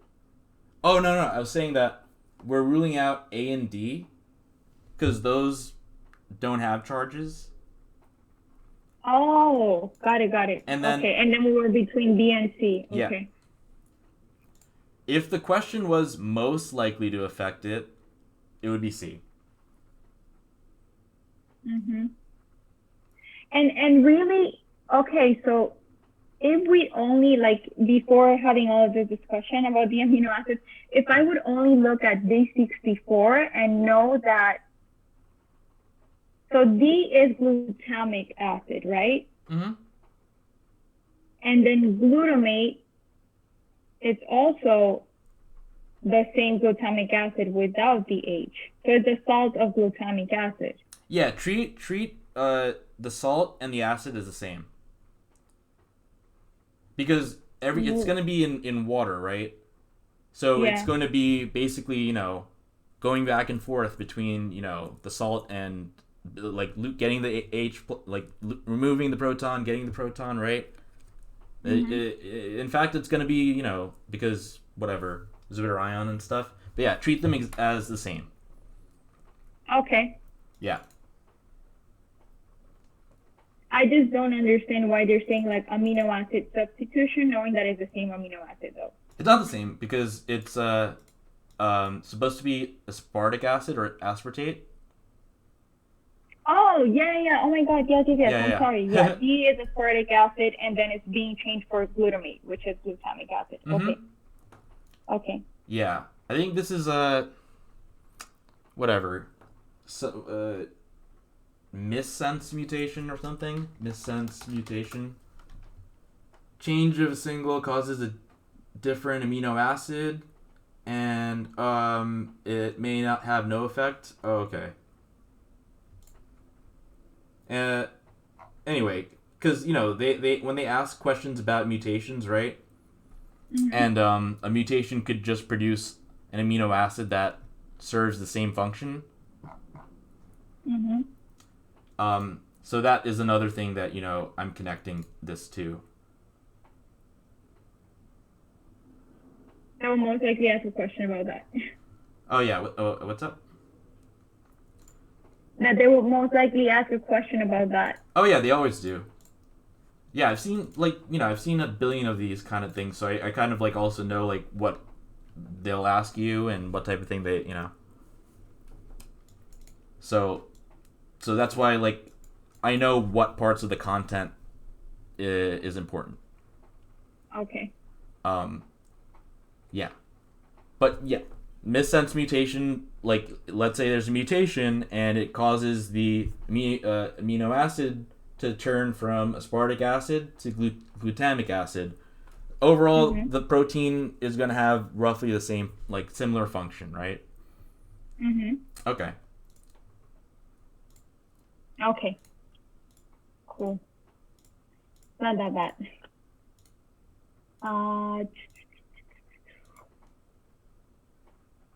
Do you want me to go to the next one, or you want me to go to another particular one? Let's go to 35. 35.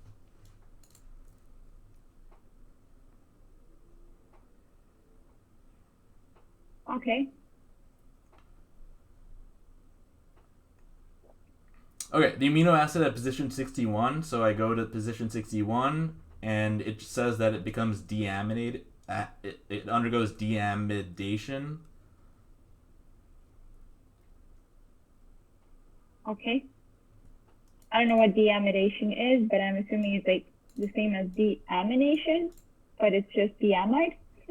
Yeah. So what's the amide?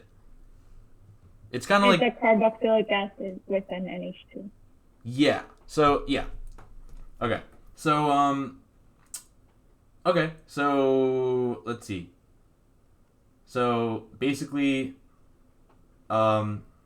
rack, right, gets deamidated. There's something, alright. Rack gets deamidated, if that's how you, even say that. At the position 61, right? So we're looking for an answer that is the result of, or rather could be deamide, can have its amide group like removed. Mm-hmm. And yeah. But even already know which one it, I mean, I kind of already know which one it is. Yeah. Which one?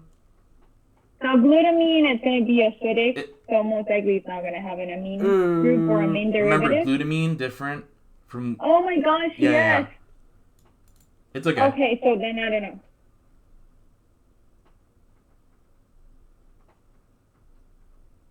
So how about this? Let's look at, all right, glutamine and arginine, okay? And leucine and tyrosine, right? Mm-hmm. So tell me about kind of like how we did that last problem. Tell me what's important about these. Okay, so glutamine, I don't know if it's... Let's leave glutamine for now. Let's say it's neutral. Let's just from B, C, and D, tell me about them. Okay, so arginine is basic. Mm-hmm. And tyrosine and leucine are neutral. Yeah. So those guys are out. Mm-hmm. Okay, now... Alright, so glutamine is just like asparagine. And remember how we talked about that, right? Yeah, we just talked about it. I'm sorry. No. Don't be sorry. No. So okay. Now okay.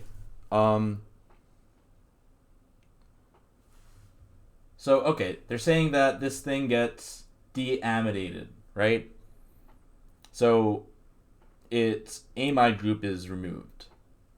Mm-hmm. And which one has an amide group? Glutamine. Yep. So that's it. You know what? I was actually going to go by arginine just because I forgot what you told me about glutamine. Mm-hmm. And I was like, arginine is basic, so most likely it's going to have an amine group or some sort of amine derivative just because it's basic. Uh-huh. Yeah. But then I remember what you said about glutamine. Okay. So yeah, and then important. and you remember like amides are different from amines, right? Right. Mm-hmm. Okay. I want to do actually the one that was before the number 33. Oh, okay. Yeah, I was just going through, the ones with amino acids. Oh, no. Oh, yeah, it's fine. I just saw it while I was we could trying do that. to get to 35. So let's see. So, okay. Km is the same, so it can't be... Alright, let me just... Okay, so blah, blah, blah. You're like, blah, blah, blah, who cares? Like... That's, usually how it... Yeah, okay. So, it's not going to... If the Km is the same, what type of inhibition can it not be? If the Km is the same, it's not going to be competitive. Okay. Now, which of these choices is talking about competitive inhibition? D. Yeah, so it's not going to be D, right? Mm-hmm. Okay. All right. Now, wait, how do you know that the Km is the same, though? Because they're all... So all of these lines have the same, they're converging. Yeah. I'm sorry. I was looking at the B maps. Yeah, so they're actually all stemming from the same point. That's true. Yes.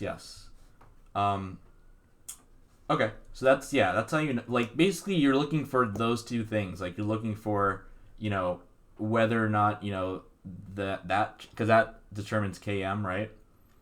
Mm-hmm. And then the other thing that could change is like Vmax, right? And that's gonna basically affect like the y-intercept of it.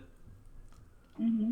And so that arrow that with that I means that as we increase whatever inhibitor concentration, we go from that line.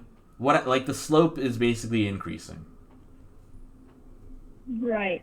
The slope is increasing, but then because it's the inverse, then Vmax is decreasing. Yes. Okay. So that is not really important, I guess. It doesn't take me to any answer anyway. Well, okay, we can look. All right, so if we look at the choices, like irreversibly binds to the enzyme, can only bind after it's already after it. So B is saying that it can only bind to the enzyme substrate complex, and then C is saying that it binds the enzyme and the enzyme. Oh, that's funny. I can hear myself.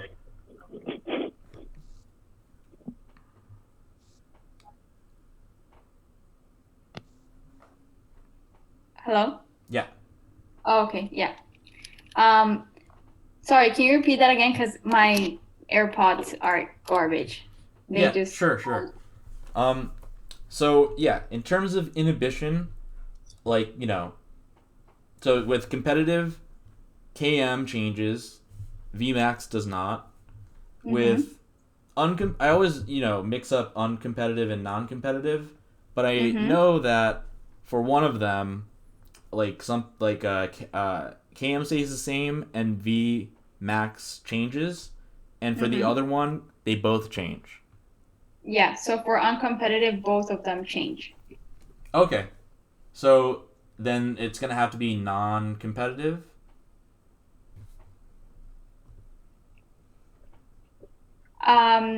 Well, but KM is staying the same. Mm-hmm. So it's definitely not it's gonna be non-competitive, yeah. Okay. So yeah, so VM is changing. So is that something that only binds when so B is saying it only binds to the enzyme after the enzyme has already bound substrate.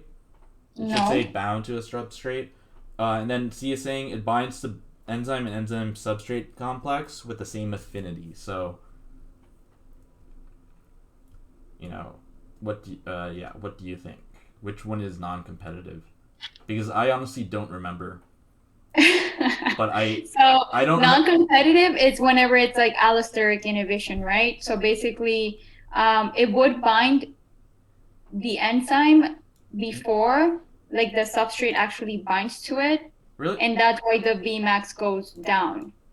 Okay, I think because I remember something with it binds. I remember three things that could happen. One, it binds at the same active site, which is competitive. Another one, it binds at a completely different site.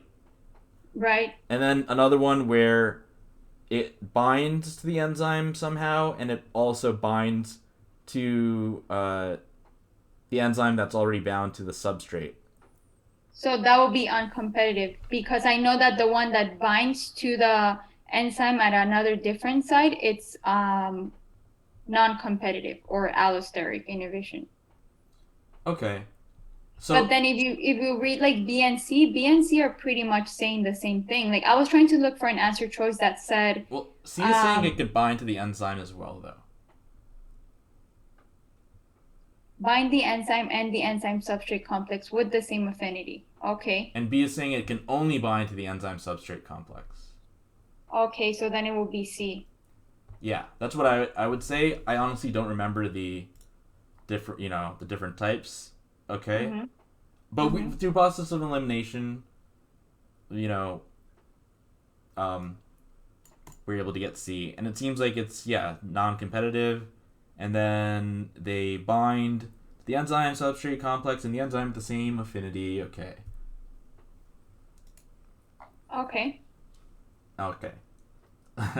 So, that one makes sense. Yep. And any questions about Lineweaver-Burke? Like why it exists? I kind of read why it exists. I don't know why they have to complicate stuff, like Because in the it looks sense very of like complicated, reversing yeah. it with inverses. I know it's because it's an asymptotic function or something like that. So Yeah, like Michaelis Menten is, asymptotic. Um, so it's a way for them to make it a straight line. mhm. Um, yeah. It's weird. I never liked it. Oh my God, thank you. I hate it. Like I'm like I actually like more Mm-hmm. the Michaelis Menten like Mm-hmm. the graph or how it actually works, and then they're like, surprise, now we have inverse. Like I don't work that well with Mm-hmm. inverse like Yeah. graphs and stuff like that. Yeah, because I don't it's hard because if km goes up, like the number But it goes d. up in magnitude though. So that's Mm-hmm. the confusing part. Yeah.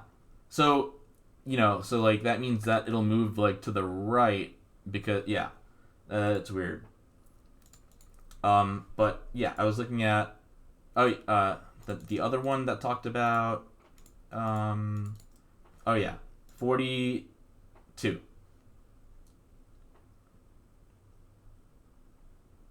Okay.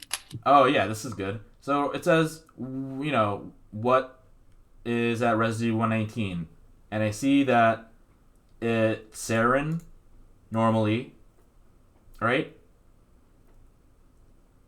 Mm, you're so quick. So I was just reading the question. PK phosphorylates CREB 327 at serine 119. Okay. And then it's saying which of the following residues was most likely chosen as the substitute. Okay. So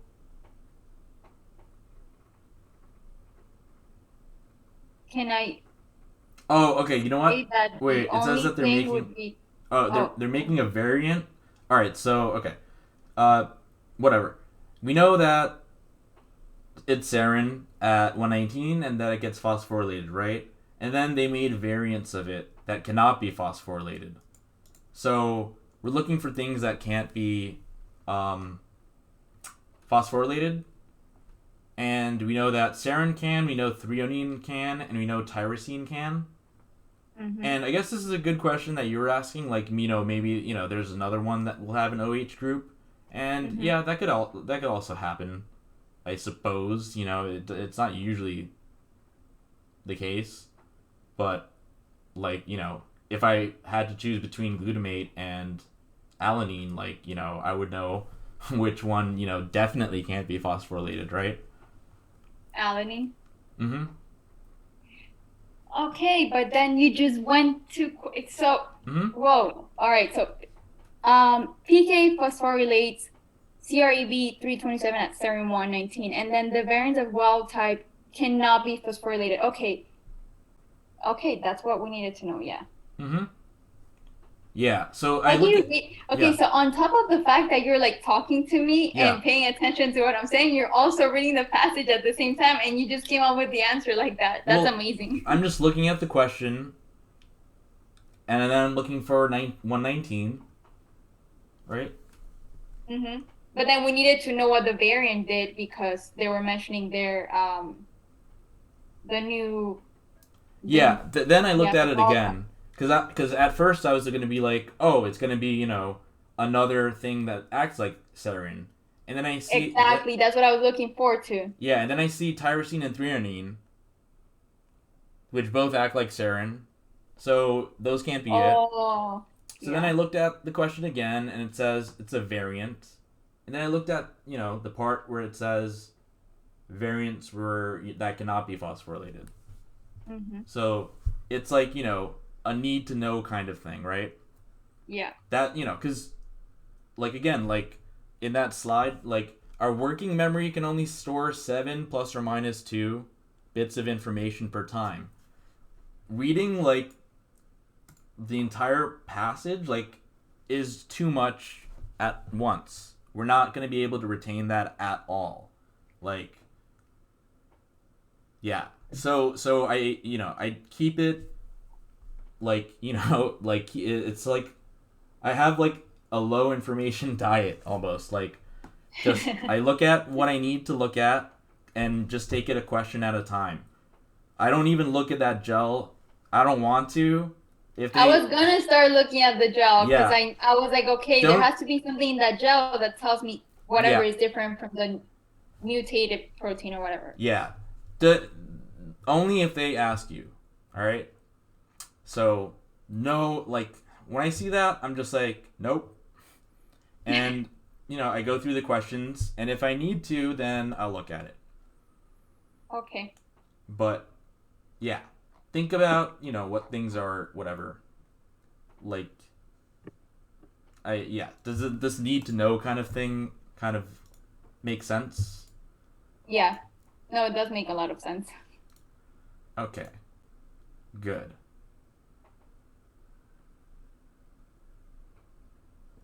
All right. How about 49?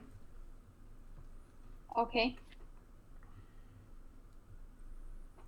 So, generally speaking, so I knew, from looking at this that it's an amino acid question.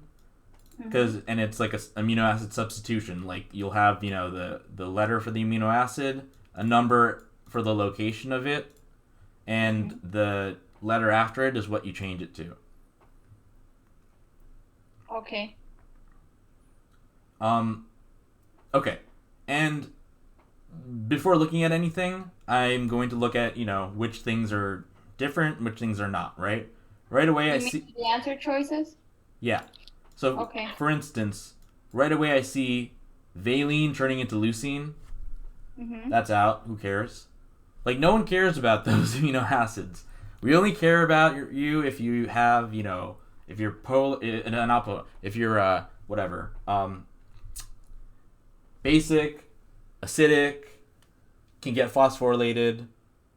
I don't care. Valine and leucine, who cares about them? Okay. No one cares. No one in the world cares about you guys. So you're out. You're never gonna be the answer, unless it's like unless you're never gonna be the answer to anything. Unless it's like it could be the answer if they say something whatever is lost or something. But anyway, then I see Q to N. That's glutamine to asparagine. Okay. So yeah, I didn't have that remembered. You do, so that's good. But I would have known that, like, Q is not charged and N is not charged because I know the ones that are charged. So I'm gonna say that's out. I mean, I could be wrong because I haven't looked at it yet. So, but if I look at the A and B, we have some charged stuff, right? So K is lysine.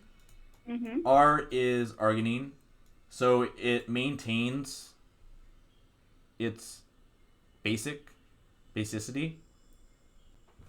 Yeah, both of them are basic. Yeah, and then what about B? I'll be right back. R is arginine, and then D is glutamate.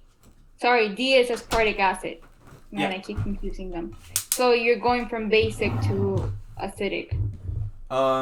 Yeah. So right away, that's what I would choose. Oh my god, you didn't even look at the positions in the passage. Yeah. Is that the right answer? Yeah. Oh my god. Wow. Okay.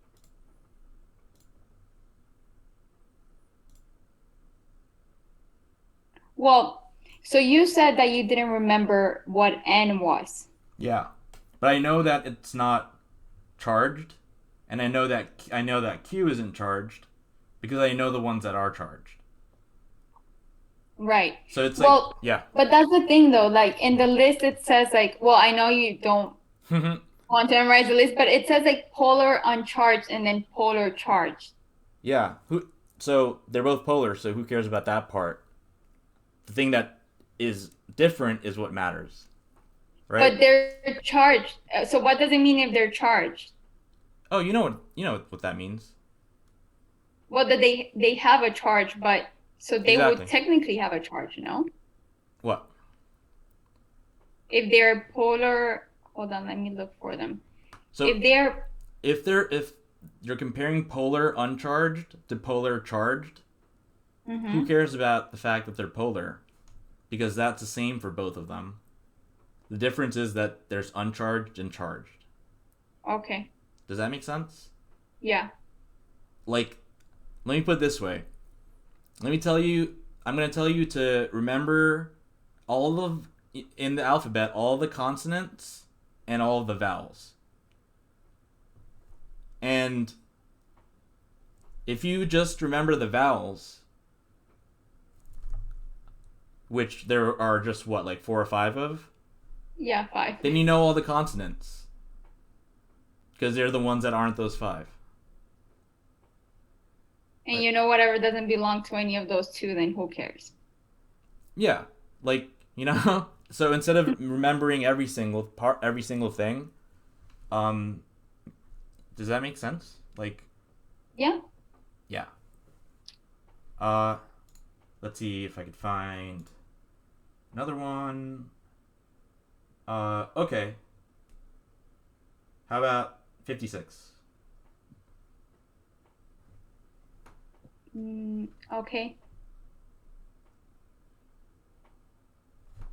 Now, what are your thoughts about transmembrane? So it's gotta be nonpolar. Okay. So, let's first of all look and see if we can see anything that is charged in any of the other choices. Yeah, so B has lysine. Yep. C has lysine and arginine. Yep. D has D. Yeah, so D doesn't have anything that's charged. And A doesn't have anything that's charged either. Yeah, so start off like that way. So B and C are out. All right, now let's go from there. Now we know that serine has an OH group, right? Yes. And that makes it polar, doesn't it? But so it's STY, so that's 309 also has? Yeah, and tyrosine? Yeah. So all of those are polar. Yeah. So instead of like you don't have to know that serine is polar. You just have to know that serine has an OH group, and if it has an OH group, it's going to be polar. Yeah. So that's true. I don't really need to know the other 2 either, just by knowing one. I mean, like, in this case, I don't need to make sure, like, let me see if there's any other polar, because serine is already polar, so... Oh, yeah. And tyrosine also, because it has that OH group. Tyrosine also has a benzene, so it's going to be, like, both, kind of. Okay. All right. So anyway, what do you think the answer is? It's going to be A. Yeah. Oh, wow. Okay. All right. Wait, I want to do some physics questions because I know we have 1 hour left. Okay, let's do it.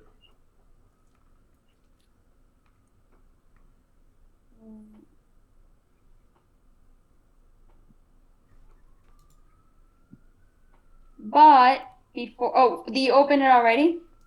Do you open it already? Open what? The Chem and Physics blog or the science pack? Oh, yeah. Okay. Let me go to that.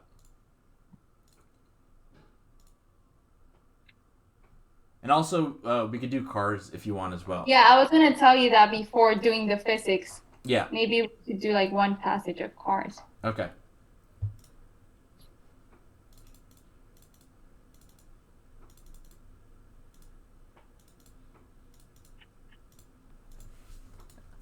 Yeah, like it takes away so much stress if you can think, just take it one question at a time, right?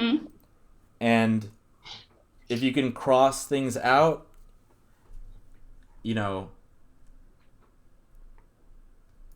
that's like, yeah, it makes it a lot less stressful.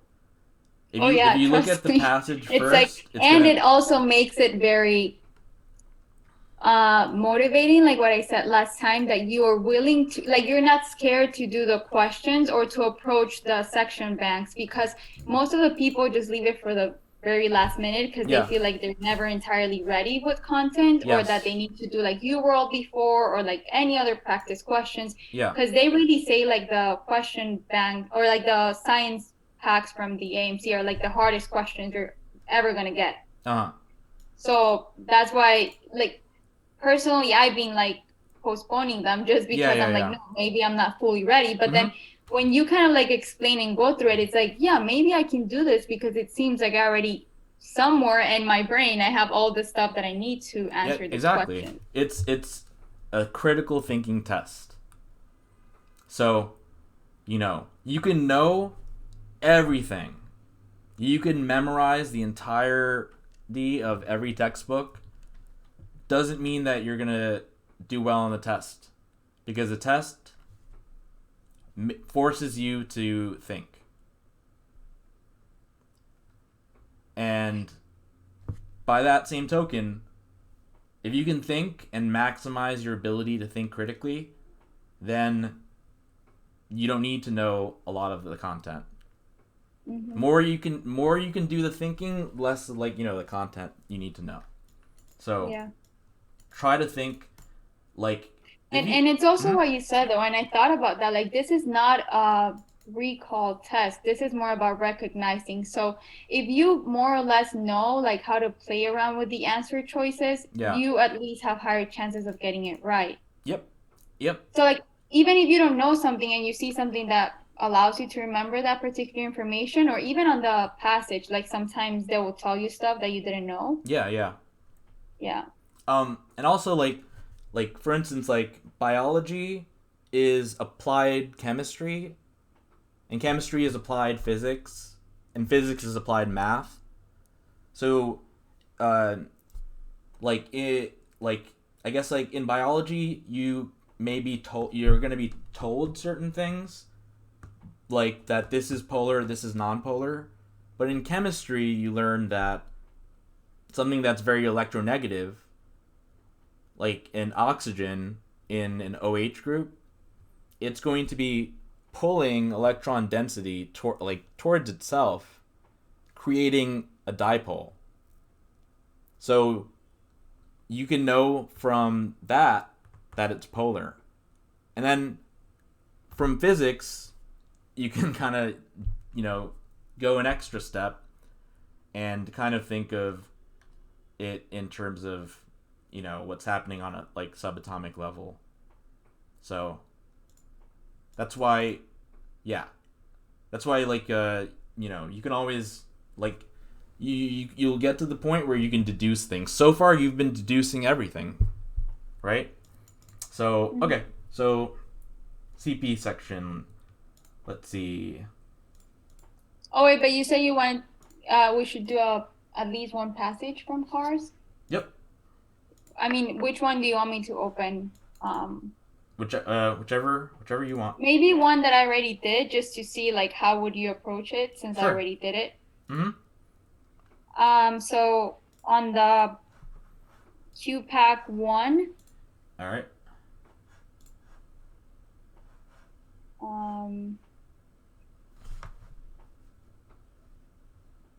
Okay, so let's do the first one, which is Picasso's.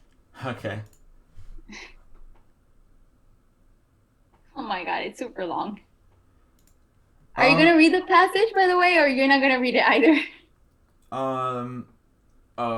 Okay, wait, let me go to that one. Okay. Wait. Is this? Am I on the right thing? QPAC 1. Yeah, give me 1 second. I'm gonna use the bathroom really quick. Alright, got it. Alright, yeah, go ahead. Go ahead.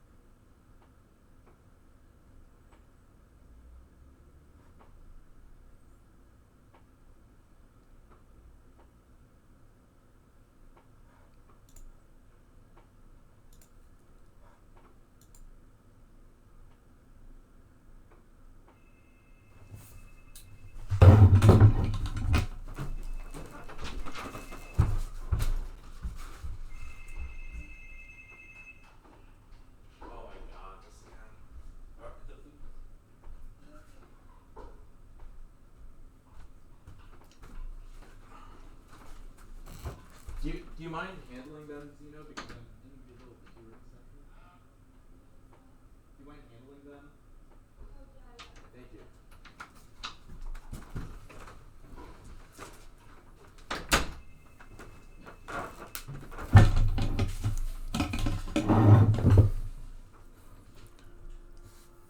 Okay.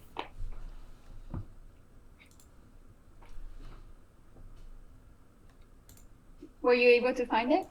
Mm-hmm. Okay.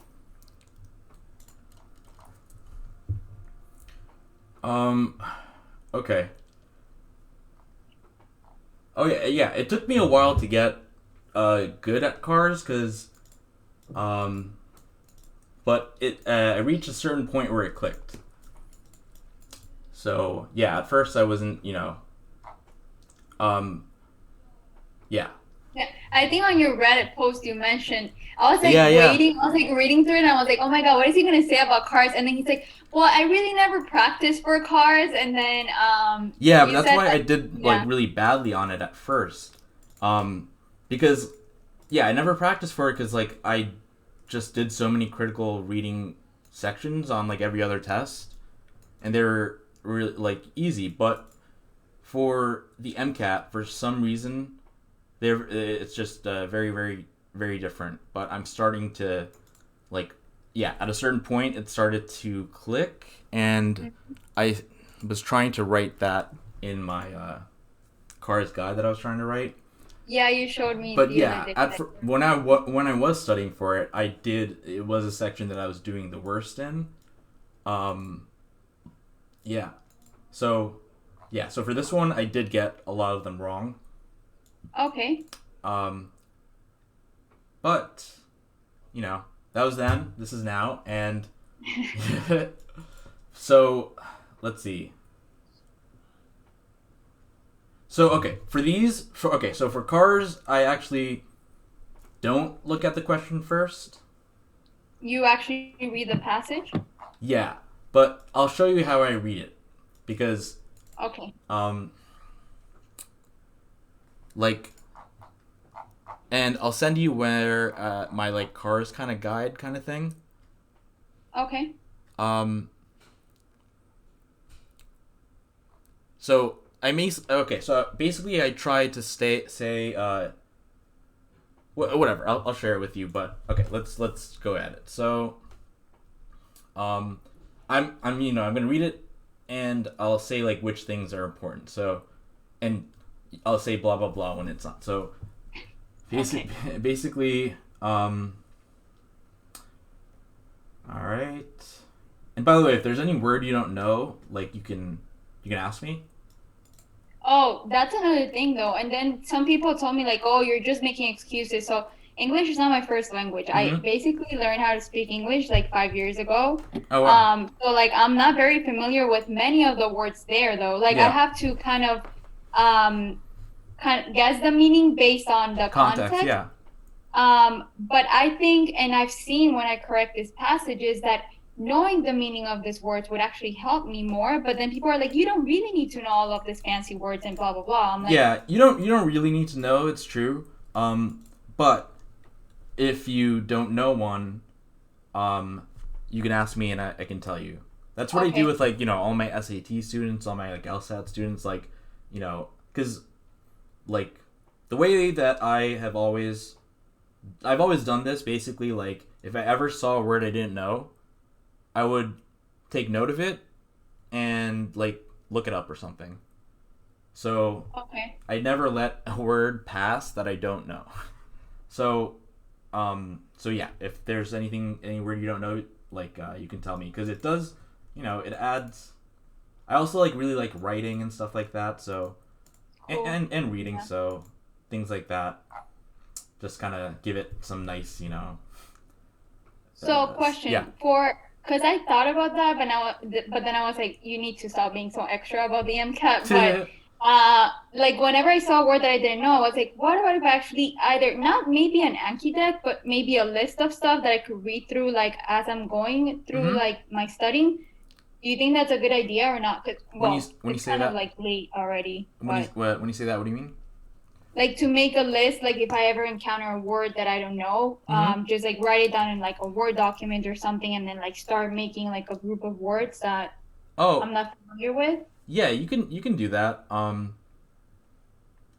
Yeah, it's always good to know, more words. On my like teaching website, I have an SAT guide where I talk about it. Mm-hmm. Like I basically, yeah, I say like there's whatever. We can talk about that later. I'll send it to you. But I never took the SAT though. I don't know what those tests are, but I know it's for high school. Right? It's just yeah, to get into college. Like yeah. It's always like this. There's basically like GPA, a measure of content knowledge, and a critical thinking standardized test. So for high school, it's always going to be GPA, and then for high school, it's going to be the SAT or the ACT. Med school MCAT, law school LSAT, etc. So, all right, let's see. So Picasso. All right. All right, whatever. I'll just read it. From 1890, when he was 9, Picasso's family saved virtually every scrap of paper on which he drew. Harbingers of Picasso's later genius appear in fragmented and distorted aspects of form and scale. Depictions garlanded by numerical and alphabetical symbols, a proliferation of visual... Whatever that is, yeah. Yeah, it's like a... whatever. It's like a French term which I believe means he has an eye. Okay. Like, like an artistic eye or whatever. I don't know. I could be wrong. But visual puns, outrageous caricatures, incongruous juxtapositions, and the like. We do not know whether Picasso consciously thought back to these graphic experiments when 2 decades later he and this other dude were inventing... I'm never going to say names. I'm going to say like dude and stuff like that. We're inventing Cubism, but at least at an unconscious level, Picasso could tap this reservoir of youthful experimentation. So they're just saying that he had some, whatever, he demonstrated some capacity for talent. Mm-hmm. Okay. Standard story told of Picasso is that his precocious talent... I don't know if I should interject as I read with the things that I'm thinking. What do you mean? Okay, well, I'll just interject with it. Okay. So, right away when they're telling me the standard story told. Mm-hmm. So, you want to get into you want to like kind of really see what the author is trying to say, and I kind of like see that he's trying to say something that he's going to refute later. By just the fact that he said the standard story told? Yeah. Because if I told you the standard way of doing this, I'm probably going to tell you, but we're going to do it this way, or, something like that. Okay. So that I'm just going to interject things like that to give you like an insight into what I'm thinking. Because you should be reading actively. Like, everything about everything that we're doing, do actively. Do nothing passively. All right? Yeah. Okay. I'll let you...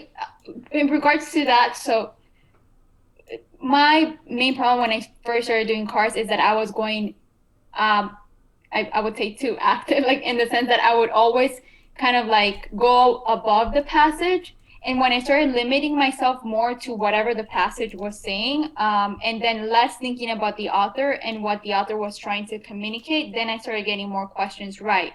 Because I was going for the question that made more sense to me as like the actual passage. I don't mean it like that. Take... Like actively meaning like trying to already see what the, like standing from the author point of view, or? Yeah. Like actively, like...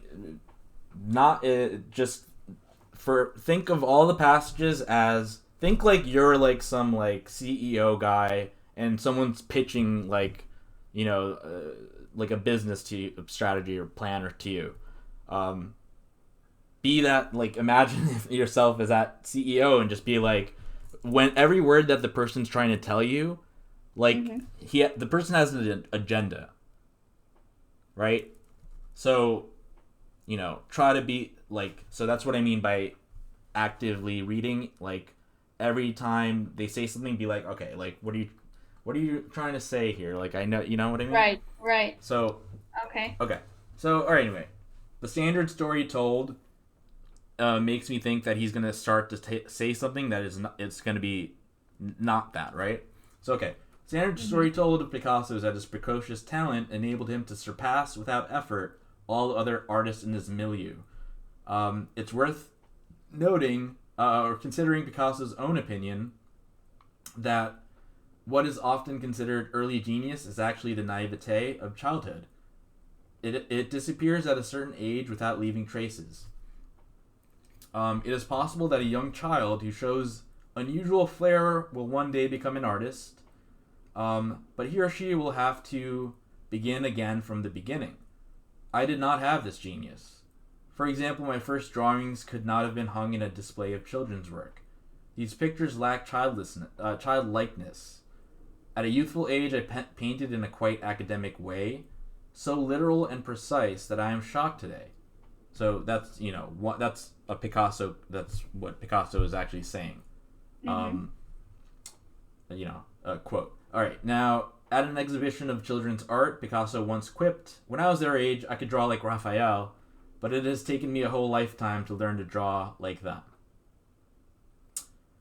So, okay, so basically from that passage, what I get is that Picasso did not have that precocious talent. Precocious, by the way, means like you're like more mature than your age. Okay. So, yeah, they're saying the standard story is that from a child, he was like a brilliant artist, right? Right. But then, he provides, that counterpoint. And after a while, you'll be able to predict these things. Where he said that as a child, he wasn't able to even draw it at a children's level. He was below average. However, he could draw like Raphael, who's like, a really famous painter. So as a child, he was able to draw in a weird like adult manner or something like that. But it took his entire life to be able to draw like a child. Correct. Okay. So, all right. In such remarks, Picasso exalted children's productions, but also distanced his youthful self from the romantic view of artistic talent.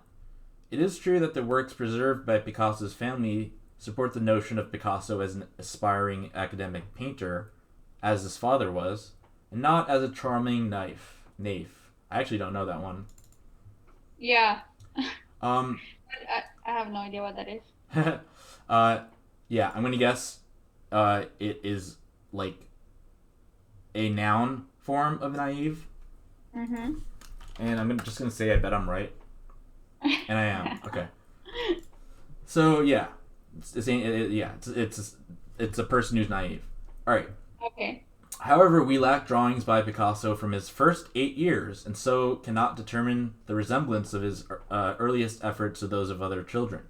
Moreover, his youthful caprices, that kind of just means like impulsivity, and marginalia, may have been as crucial in his artistic development as his formally conceived early paintings. There are a lot of really tough words here, honestly. Yeah. And it's talking about some this I can see why this is hard. Okay. So may have been crucial as his first formally conceived early paintings. So he's kind of just saying we don't know much about his first 8 years because his parents started, saving them from when he was 9. So then he says, my own conclusion, and this is what you're looking for the entire passage. You're looking for what is this guy trying to say? And yeah, get to the point. Exactly, right? So this is his point. My own conclusion is that Picasso's output during the first decade of his life was unusually skilled rather than frankly precocious, but that no word short of prodigy can describe him in his spectacular progress over the next several years. So, okay, so this is hard because of the words. Well, They're but then very let me subtle. try to tell you what I understood from that sentence. Okay. So basically saying that that the author, or what the author thinks is that yes, he was skilled, but he was not like above the people from his age. But that didn't mean that he is not a prodigy, or that he could not be a prodigy in the following years, or like Exactly. the fact that he was not like above his age when he was developing doesn't mean that you shouldn't be saying that Picasso was not as great as he was. Yeah, you got it perfectly. Okay. That's the main point. That's the most important thing to be able to find. Okay. And very good. You got it exactly. Good. Very, very good. Okay. Now, I remember this. I remember because I really liked this quote about these guys, and I posted it on like Instagram or something. But anyway, Apollinaire asserted that there were two kinds of artists: the unreflective virtuoso, who relies on nature, and the cerebral structurer, who relies on understanding. Mozart could serve as a prototype for the first, Beethoven for the second. That's why I like Beethoven more. As a prodigy, Picasso. So by that, they're kind of saying like Mozart was like basically perfect, like without trying, from like birth, right? Whereas Beethoven had to basically work really hard to get to still that same level of like genius. Okay. Right. As a prodigy, Picasso epitomized the second type, but said Apollinaire he was able to convert himself into the first.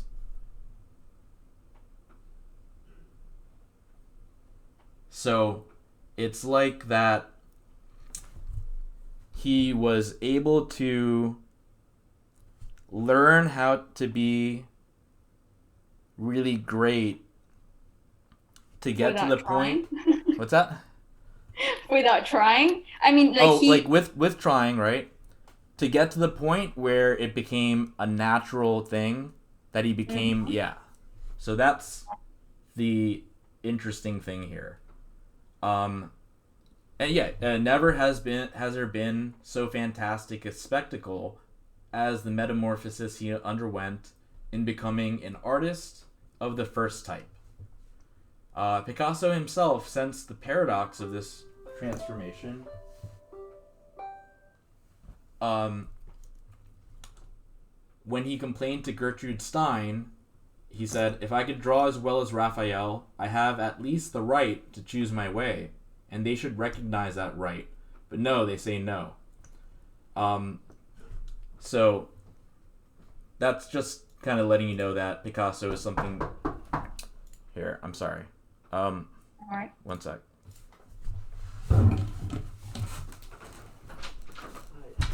Yeah, so in the middle.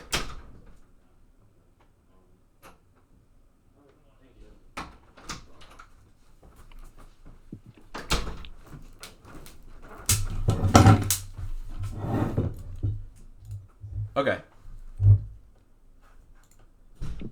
All right. So,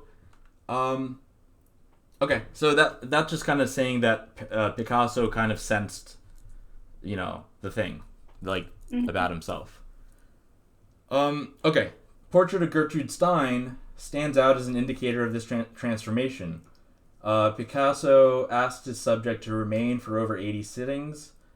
Then he went away for the summer, annihilated the recognizable facial features, and finished the portrait away from Stein, substituting mask-like features for realistic ones. chastised because the portrait did not look like Stein, Picasso reportedly responded with one of the notable artistic one-liners of the century, "Don't worry, it will." Okay. So, alright then. So, okay, let's see. According to the author, Picasso's artistic achievements were, in large part, the result of his...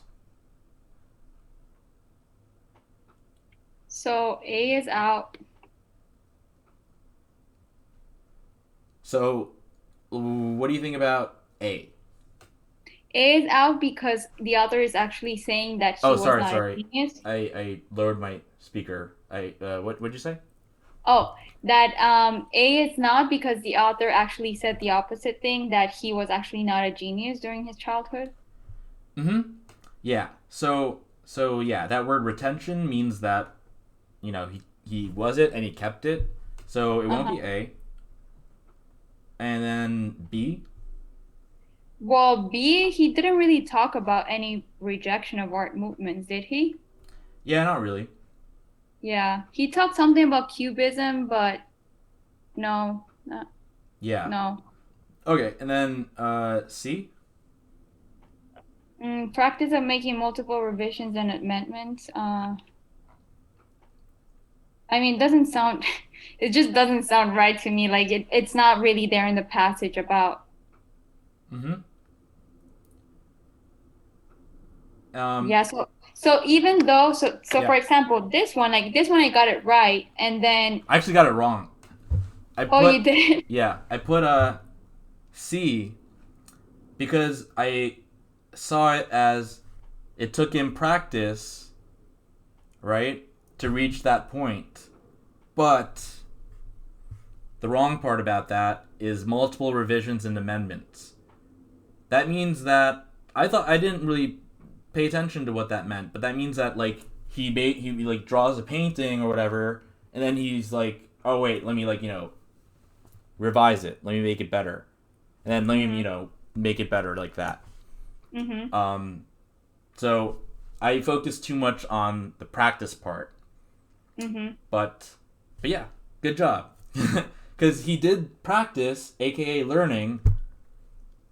But it's the apparent spontaneity aspect of it. Right. He repetitively practiced how to work with that. I guess C and D are related in the sense that he was practicing something that led him to become a genius, right? Yeah. Mm-hmm. But the problem is, what was it that he was practicing on? Oh yeah. Okay. Yeah. I got it wrong because I thought of it like I now that you say it, it makes sense. Thank God I didn't think about that. Yeah. But yeah. So from from there I basically learned, you know, like to look at the entire thing, right? Because they're both talking about practice and learning, and then how are they different, right? Okay, good. And then the next one, the word nature is used in the sense of... So nature, Apollinaire asserted that there were two kinds of artists. Yeah. Even I'm trying to find where the hell nature is. You what? Yeah. Even I'm trying to find where the hell nature is. It's on the second to last. Yeah. Okay. Yes. AKA natural. Okay. It is used in the sense of, so, yeah. What? Okay. So, so A would be the choice if you didn't look back at it, and you just said, "Oh, nature is this." Oh yeah. Elementary aesthetic principles are like just kind of like elementary level, like things like if you want to learn how to draw art or something. Mm-hmm. And then we have intuitive artistic mastery and uncontrolled creative impulses. That uncontrolled creative impulses sounds too extreme, like, to me. Sounds very, what was the word that you used before? Like, Oh, like absolute? yeah. Well, okay, good. Don't tell me that was the one you picked. Yeah, it was. No way, you did? Yeah. But I learned from there. Okay. So yeah, I guess whenever I do cars, I go a lot. I'm never 100% sure that my answer is the right answer. I always go by process of elimination. Yeah. If this was like an open question test, Yeah. I would be like super screwed in that sense because I use the other answer choices to be like, this doesn't convince me. So whatever convinces me the most is the one that I actually go by. Yeah. For cars, the right answer is simply the one that's least wrong. Yeah. Yeah. For some reason, I see a virtuoso as someone who just has this like impulse to this for creativity that they cannot control, but that's saying too much. It's too right. Cause see, that would be something that I would do because I would have picked that answer if I thought about what they're talking about. I would go that way too. Yeah. But then I always remind myself like, oh, I need to stay within what the passage is saying. Exactly. Yeah. Because that's what I was doing. Also, like I was putting my own thing into it. Like my view is like, this artistic genius being, completely like unable to live a regular life. Just you know what I mean? Like so that's injecting my own like feelings and thoughts into it. And yeah, it doesn't say anything about that, about the uncontrolled aspect of it. You want something more moderate, intuitive artistic mastery. If something is natural to you, it's intuitive. Right. So, let's see. So, it seems like you get this one. Did you get? Well, no, I got the third one wrong. Okay. What about What about the rest? So the third one was wrong, and then so I basically got 2 wrong from this passage. See, okay, that's good. I think that's better than I did on this. Well, this is the thing. So I didn't know about. So everybody on Reddit comments about like this passage, saying like how hard it is, but I took it before I read like how everybody's like, oh, because it's passage, whatever, like. But I didn't know about it until I actually took it. Yeah. I guess if I would have read the comments, it would be different. But obviously, like, there's been other passages that are supposed to be easier, and then I... Yeah. What? So, is there a passage where you got more than 2 wrong? Let me look really quick, yeah. Yeah, it seems like you really know how to do this passage. No, but then, see, like, I still don't get, like... Well, my average on this QPAC was 70%. So, I mean, I'm still not there for cars. Like, and then for the next step, well, cars for next step is completely different. Yeah, it's like I said, like I was just like a 122. Like that's really bad. Yeah. So yeah, let's go to a passage that you weren't. Yeah. So there's one here. I'll tell you which number it is. 15. So passage 3. Okay. I actually got only two correct.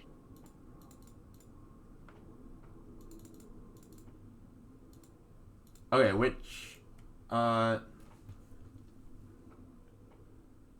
okay. So I got the first one was right, and then if you want, we can just go on the ones that I got wrong. Okay. Which ones are those? So question 16, 17, 18, 19. Oh, wow, I'm looking at passage 2, sorry. Yeah, like for me, basically, like I started off really, really bad.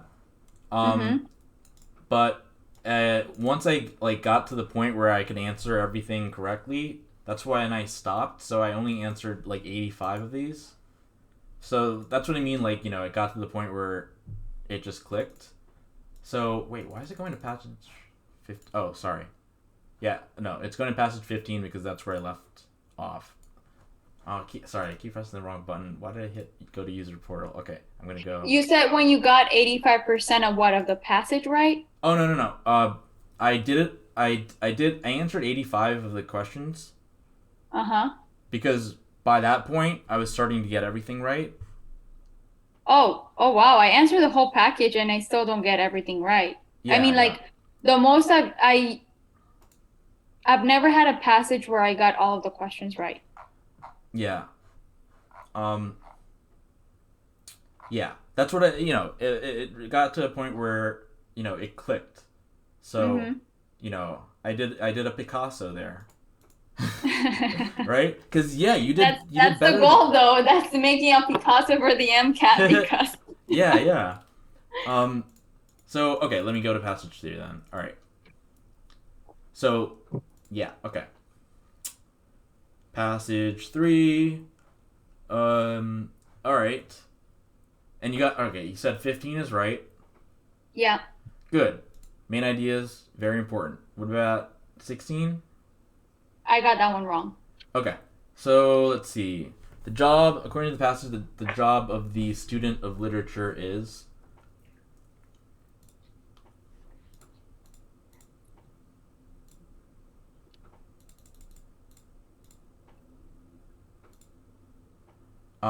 Okay, let's...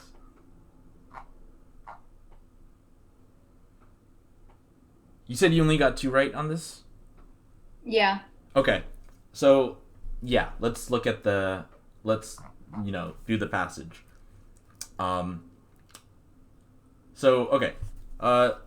You must first make a distinction between literature and literary study. The two are distinct activities. One is creative and art.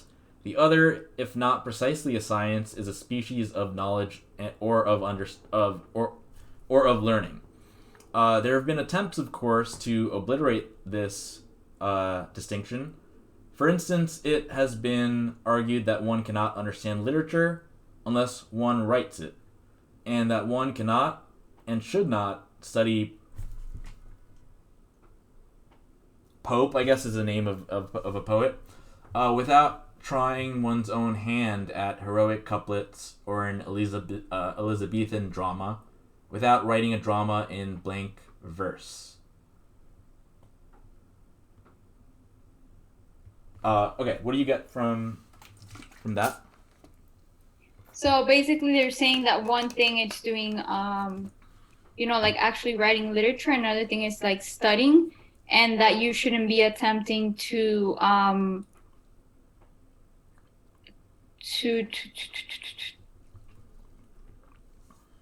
analyze literature if you haven't really produced any literature.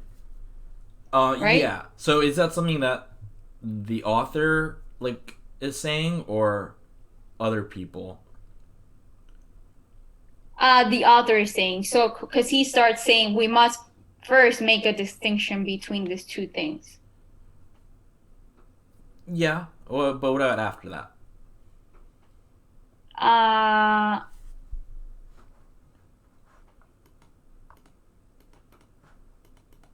Okay, I don't know what obliterate is. Oh, like what it means, or? Yeah. Oh, it's the complete destruction of something. So some people have attempt, or other people have attempt to, kind of like destroy this distinction. Yeah. And it has been argued that one cannot understand literature unless one writes it. Mm-hmm. Oh wait, what? Mm-hmm. This is contradicting because it's saying that some people have tried to destroy this distinction between actually writing literature and studying literature. And then he says, for instance, it has been argued. All right. But who's saying what, though? The author is saying that there has to be...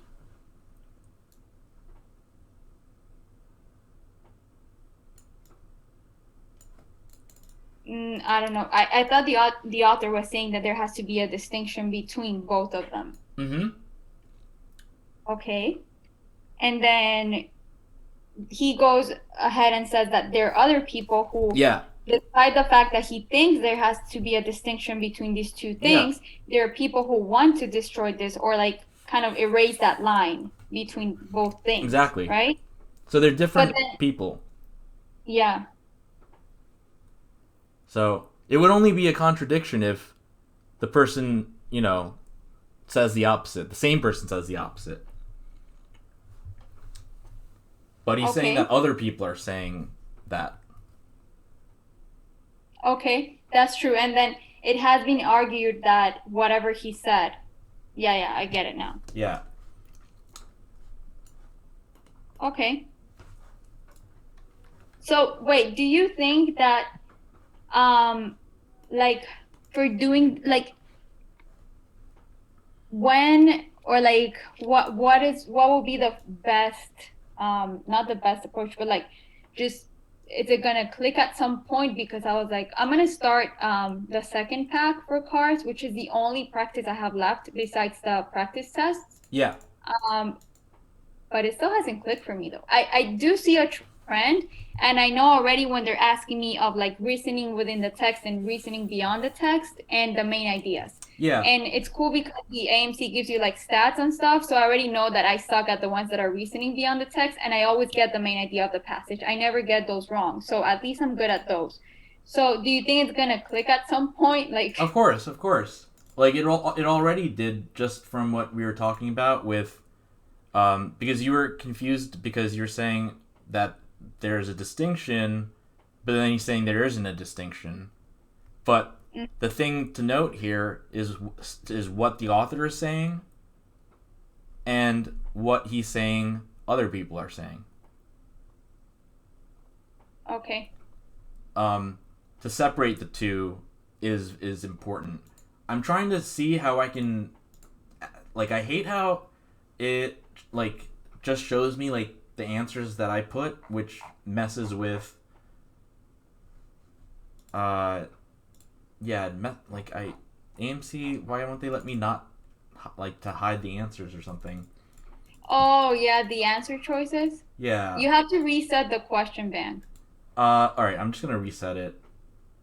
So I don't have, like, because I told you, I like to do it, like, you know, for the first time in front of you so I can... Oh, got it. Yeah. So, alright, I'm gonna reset the questions.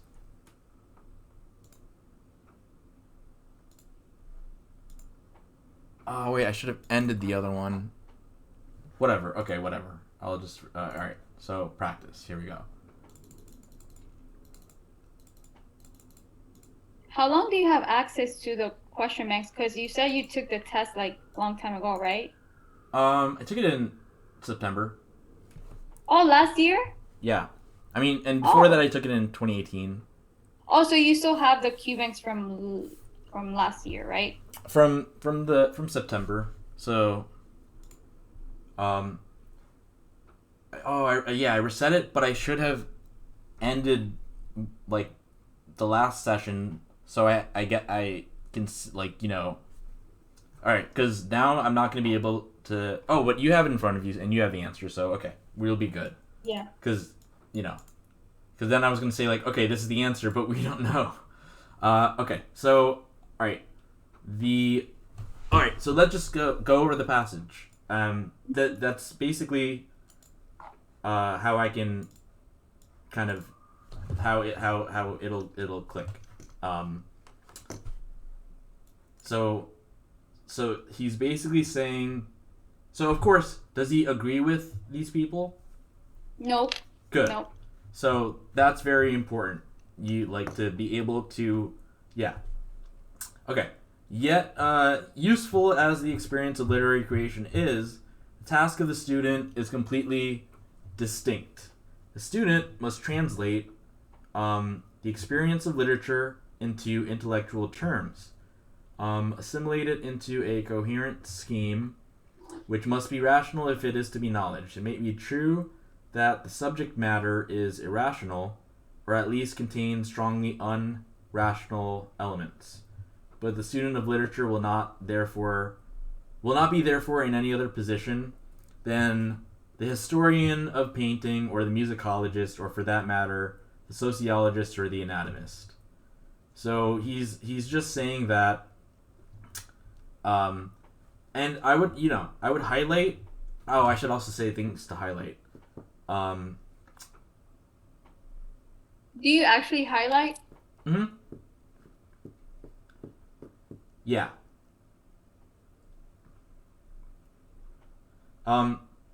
So like good things to highlight are like contrast words, like yet. Mm-hmm. So because that's telling you that, like if the yet wasn't there, it would just be like the experience of literary creation is useful. Right. But the yet is setting it up to say that something opposite. Just like in the previous one where it says the standard story is this, it's setting it up to say something the opposite. Alright. Yet, useful as the experience of literary creation, the task of the student is completely distinct. Okay? So, I would highlight that entire sentence. Okay. That's pretty much his, main idea. Oh yeah, you said you got that one. I got this one wrong. Oh no, I'm sorry, the main idea one?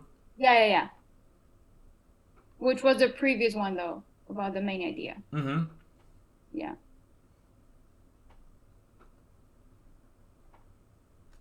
Okay, so, alright. The student must translate literature, the experience of literature, into intellectual terms, assimilate it into some scheme to make it knowledge. It may be true that the subject matter is irrational, or at least contains strongly unrational elements. But the student of literature will not be therefore in any other position than the historian of painting or blah blah blah blah blah. Okay, so yeah, he's just he's elaborating on what a student does. Yeah. When looking at literature, like to study literature, right? Okay. The problem is one of how intellectually to deal with art, and with literary art specifically. Can it be done, and how can it be done? One answer has been it can be done with the methods developed by the natural sciences, which only need to be transferred to the study of literature.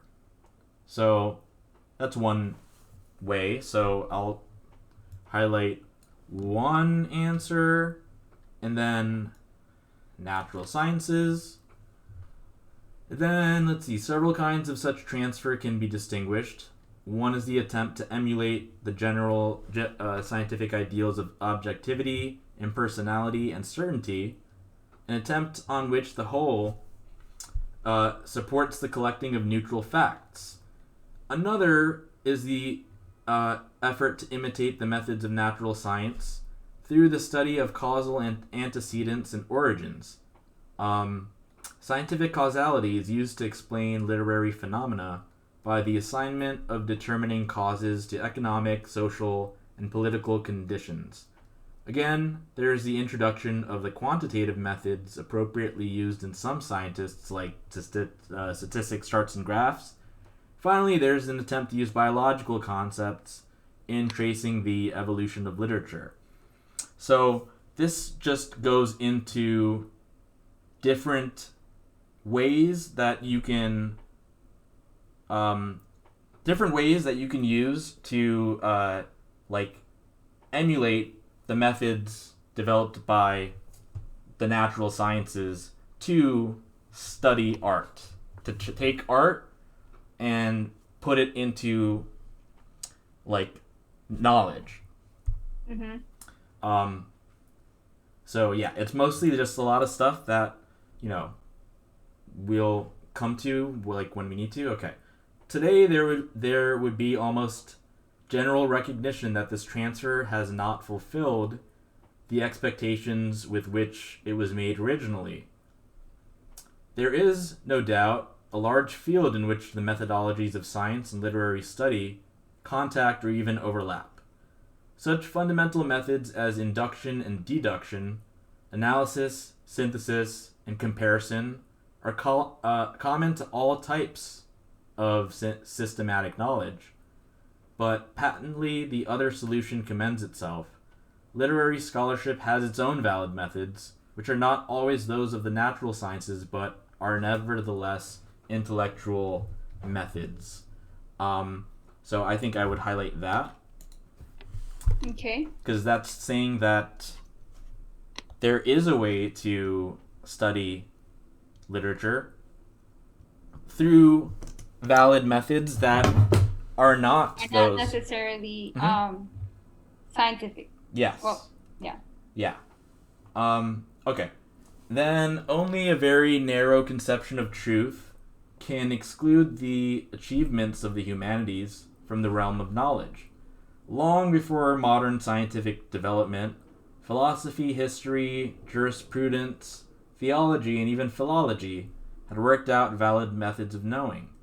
Their achievements may have been obscured by the theoretical and practical triumphs of modern physical sciences, but they are nevertheless real and permanent, and can sometimes, with modifications, easily be resuscitated or renovated. It should be simply recognized that there is this difference between the methods and aims of the natural sciences and the humanities. So he elaborates on, so basically, like, and you'll see this in the guide that I send you, there's basically, like, I call it like the most valuable sentence or phrase or something like that, and yeah, then things afterwards just provide evidence for it, or they elaborate on it. So the thing that, I highlighted was about literary scholarship has its own valid methods, and then that last paragraph, elaborates on those other methods. Okay.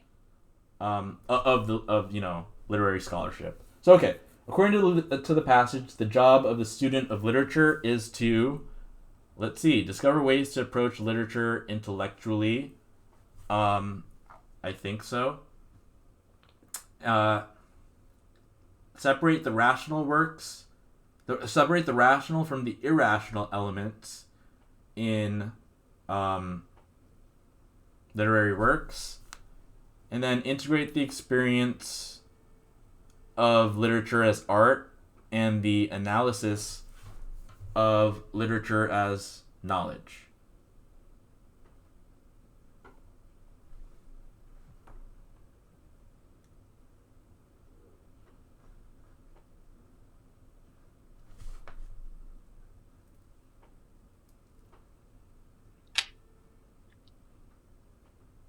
This passage sucked. It's very boring, by the way. Some of them are really interesting. Like, there's a couple ones that I've actually looked like the books that they come from, because I was like, this is cool, but this one sucks. Like,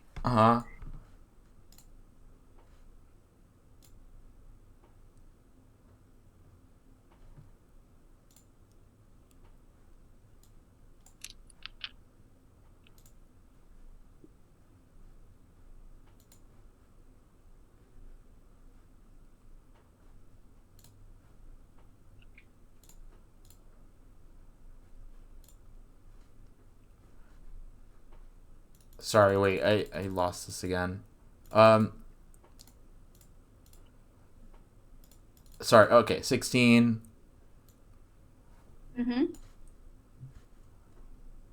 So, okay, we have...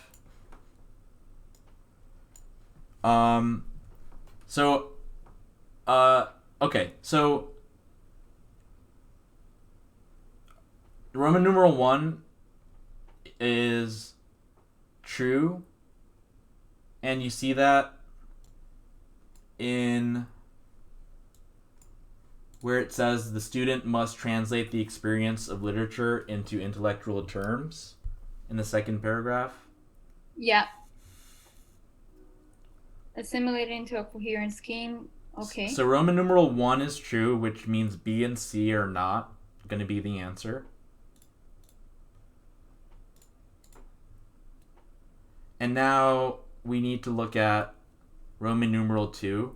And also 3 is not going to be the answer because that means that you have to be an artist or in order to study art. And, he disagrees with that, right? Yeah, so I actually picked 3. I guess because I had some trouble when What's you that with first 3? asked me differentiating between what the author was saying and what Oh. the people were saying. Uh-huh. So I picked the one that I picked was actually C, which was 3 only. Is it A? Yeah. Okay.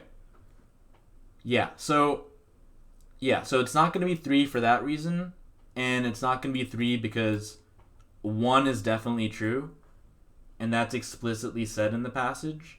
A lot of the things in cars will be explicitly stated in the passage. Right. So, and I see that right... Oh yeah, I'm recording this so you'll see it where I highlight it, so... But yeah, in the second, paragraph, you see it, right? Yeah. Okay. Now... Okay, I was a little... So, Roman numeral 2, separate the rational from the irrational elements. Okay. Now, they're saying that it has to be rational if it is to be knowledge. But then it says, it may be true. And that kind of is another kind of like contrast word, by the way. It's more than one word, of course, but, if someone says, it may be true that A, right? But B, right? I don't mean choices, I just mean like... strongly irrational elements. Yeah, it may be true that the subject matter is irrational, or at least contains strongly unrational elements, right? Like someone who just paints something, like, it doesn't have to be rational or not, right?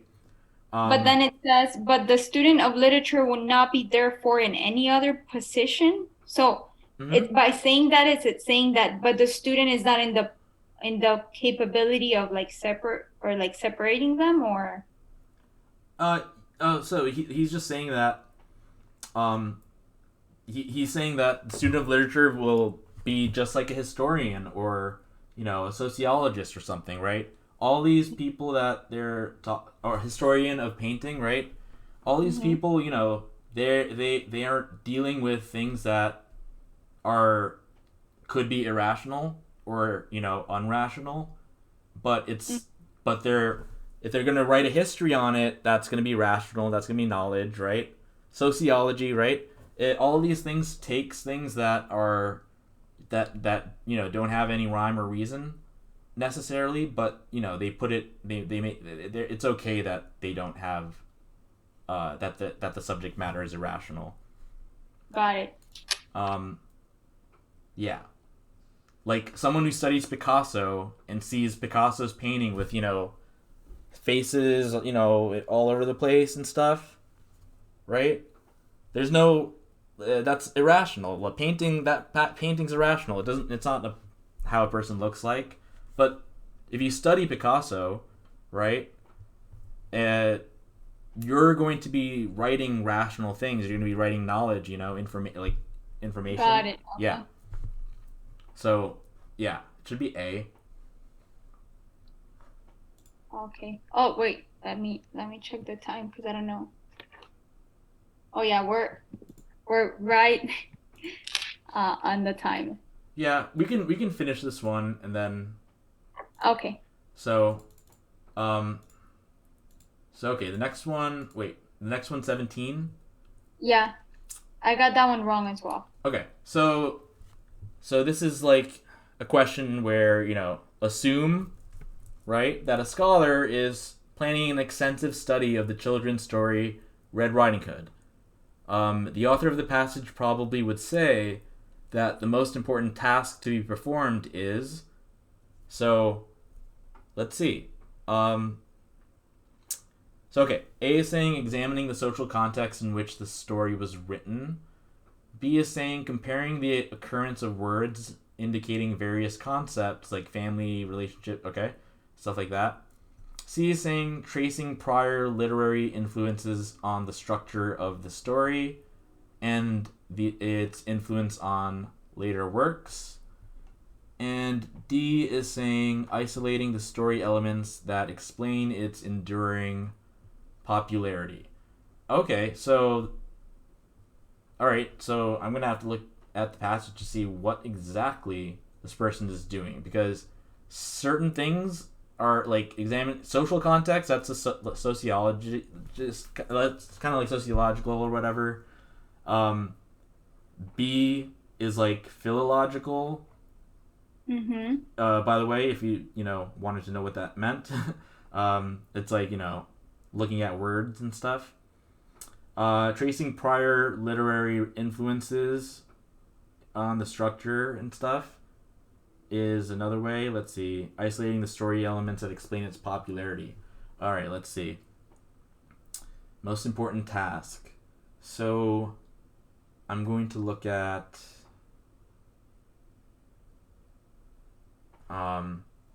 these methods.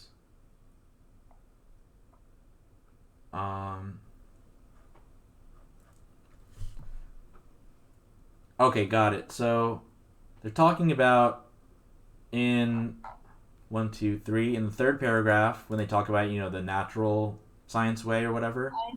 Yeah.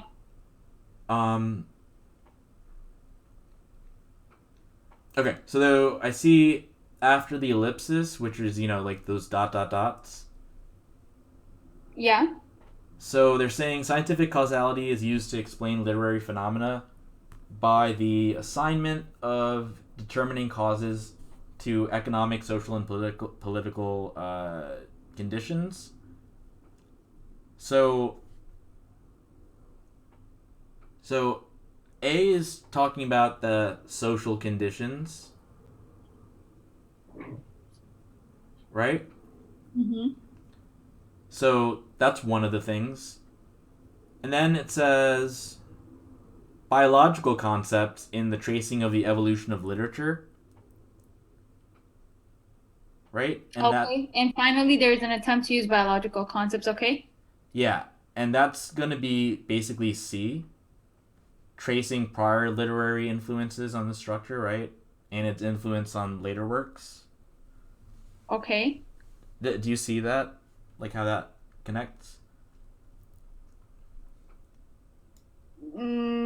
Yeah. Like if you studied the evolution of literature, you'd look at, when people first invented writing, like cuneiform or whatever, and wrote like the Epic of Gilgamesh, to now, right? Okay. So like the prior literary things that may have influenced the current thing, and the current thing could influence things in in the future. So. But then you're saying that's the right answer? Oh no. I'm just connecting each of these things to whatever. Okay. Where it says it in the passage.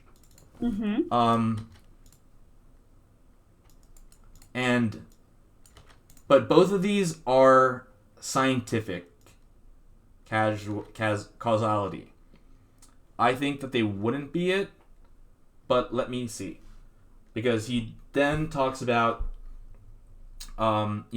literary scholarship has its own methods, which are not always those of the natural sciences. Oh, okay. So let's see from there. So then I see comparing the occurrence of words.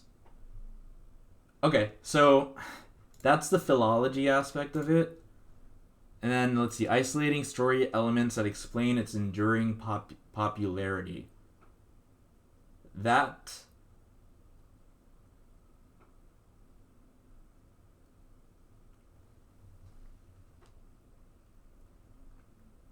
I'm trying to see if I can find that someplace. Yeah, because I don't see it anywhere in the passage either.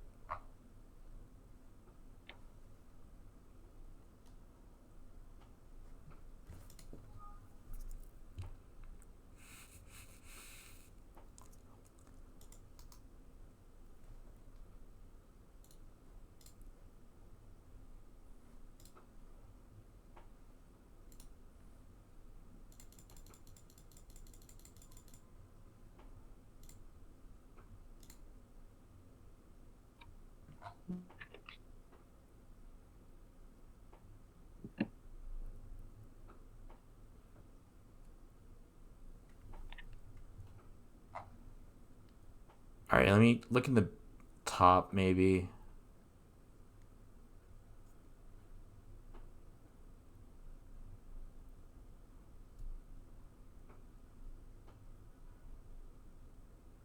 Isolating the story elements that explain its enduring popularity.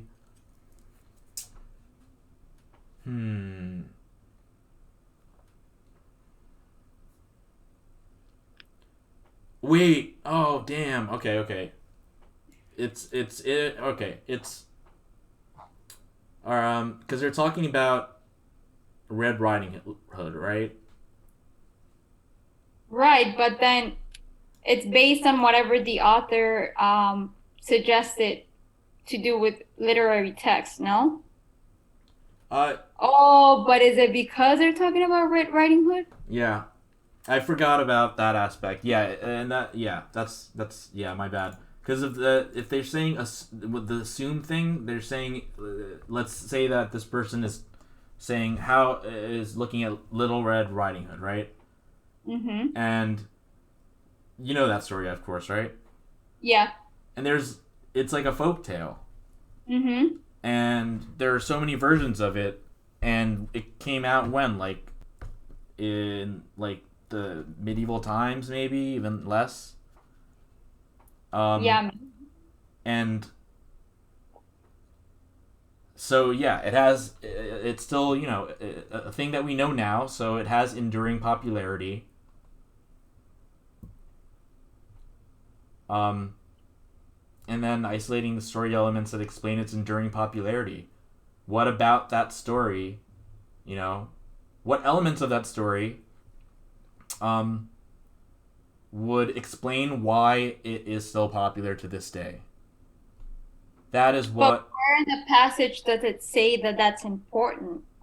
So that's the thing. That's why I was looking at the passage and I was able to connect everything else to the passage. And that's what you should do, except this is saying, assume that they're talking about Red Riding Hood. Given that we're going to study Little Red Riding Hood, what is, what's the goal that we're trying to reach here? If you looked at when the social context of when Little Red Riding Hood was written, mm-hmm. is that gonna kind of help us figure out, like anything about it, like why it's still something that we talk about now? Right. No, I understand, but that's based on our thought process. But then, how do we know that that's what the author wants? I know that. Yeah. This is one of the questions is reasoning beyond the text, and I always have a problem with those type of questions. That's why it's not going to be explicitly stated in the text. Okay. Yeah, because I was leaning on comparing the occurrence of words, which is what philology is. Mm-hmm. But that isn't going to be relevant here because it most likely this story originated, in some other language, probably like Old English or something, or probably German actually. I think isn't it like Grimm's fairy tale or something? Anyway, I'm bringing my own things into it, but yes, this is actually it's reasoning beyond the text, like you said, so it's not going to be in the passage. I found everything else in the passage except for that. And this makes the most sense because, we're trying it's it's a folktale that's told throughout the ages, right? And it's not like, for instance, a piece of literature like a book that was written that we are trying to look into. I think those are the ones that are actually. Yeah, that I went through all of my the other passages, because you know how when you give the answer, it tells you like what category it belongs to. The question. Yeah. Mm-hmm. Those are the ones that I'm getting mostly wrong. Mm-hmm. Yeah. So this one, it's just the fact that they're saying assume that we're doing something else, right? what would this author say? So that means that the author hasn't said it. It's like assume that this is a new situation. What would the author what is the author likely going to say about it? Okay. I'll quickly go through the other ones and I'll send you the CARS guide.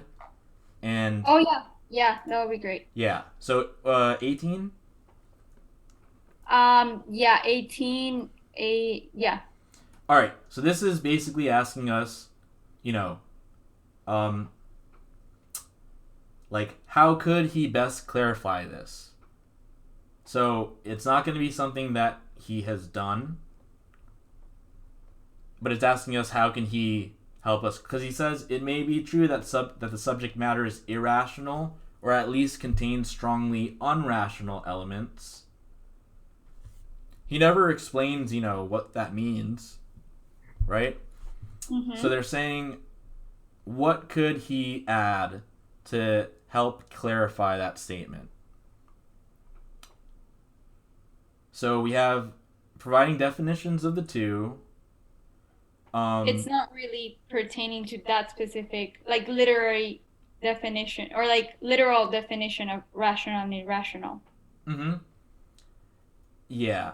Then let's see. By giving an example of an unrational element in a specific work of literature, that would be more relevant because they're talking about the subject matter. Let's see. By discussing the irrationality of the creative process, I mean, I think like we're trying to figure out what unrational means most of all. Let's see. By adding the explanation, human behavior is irrational, therefore stories depicting the truth of human behavior are likely to seem unrealistic.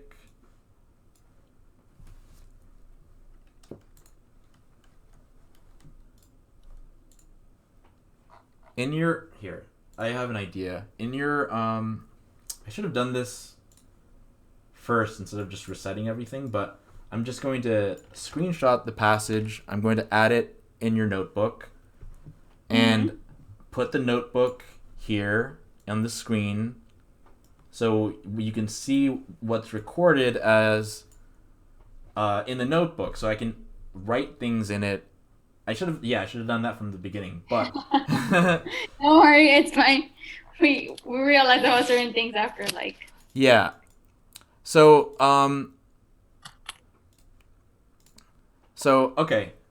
Like okay, I think the issue here is that I think we know what irrational is, and I think that unrational is the thing that we need to know. And but we need to know it in the context of literature. Right. So I think it'll be if he provided an example in literature to do that. Let me see. Yeah, that's it. Yeah, it's B.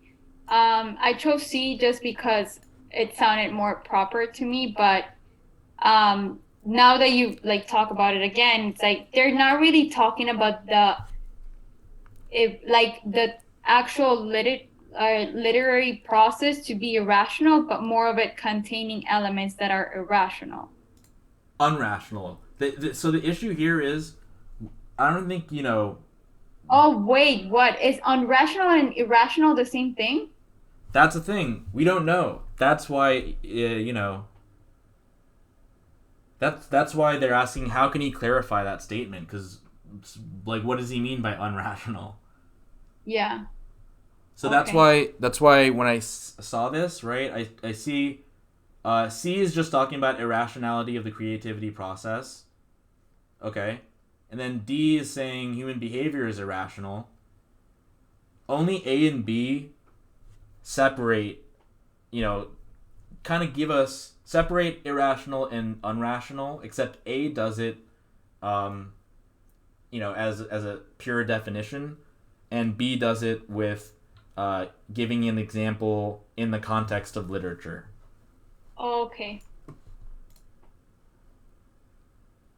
So you cannot clarify what irrationality means if you're just discussing what it is without giving any contrast, I guess. Well, the issue here is that when you read this, I don't know, like when I read it, I see that it may be true that the subject matter is irrational, or at least contains strongly unrational elements. Mm-hmm. I'm like, what does that mean?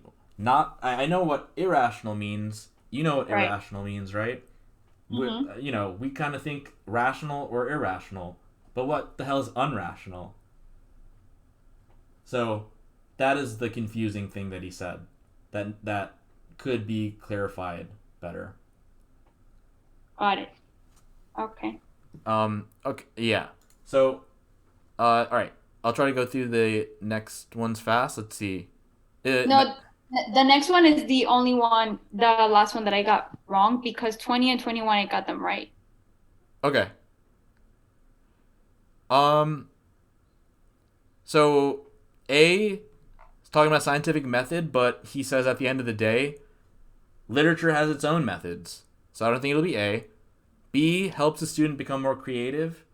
I don't think he, you know, cares about that. Like he says that there's a distinction between the two. It's not like because it's asking why is the study of literature important, and I don't think he would say it's important to become more creative, but I could be wrong. Let's see. Teaches that truth can be discovered by non-scientific means. Offers a type of knowledge unavailable from other disciplines.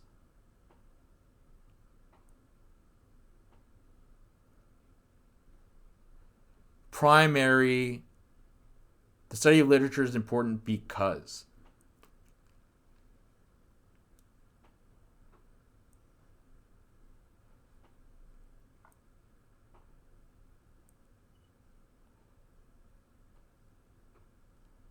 So, I mean, okay, offers a type of knowledge unavailable from other disciplines.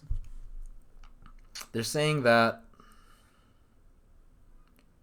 literary scholarship has its own valid methods that are not like those of natural sciences, but they are um they are similar to like humanities, like philosophy and things like that. So I don't know about difference. There's just a difference between natural sciences and humanities. So I don't know about unavailable from other disciplines. I think it would be C. Damn it, it's D. I also picked C. I also picked C. So Yeah. So let's see. it says it's Unavailable not. from other disciplines. Okay, I guess I. So okay, I guess literary scholarship or studying literature. Oh damn it! Or well, okay, it says it has its own valid methods, and then I thought that meant that those methods were like philosophy, history, jurisprudence, theology, but it's not saying that. It's saying that it has its own valid methods. Which are not the ones from natural sciences, but are not the ones that you think.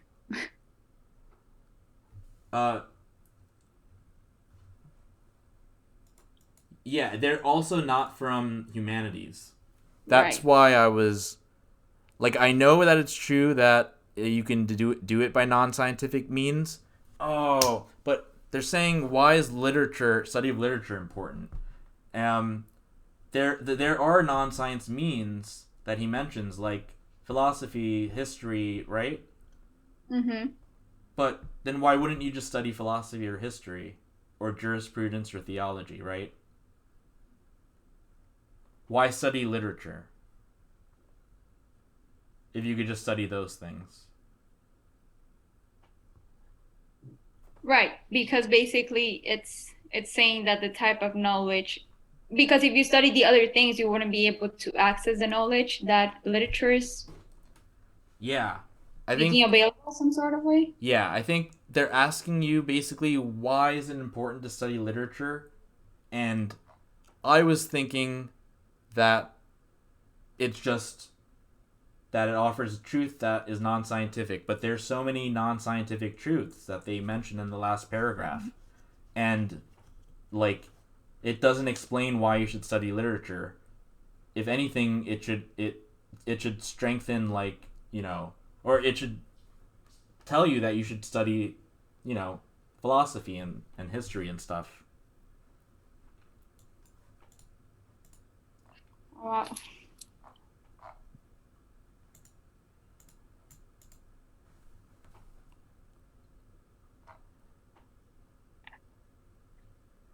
Let's see what they wrote. So, That was a boring text. I'm sorry.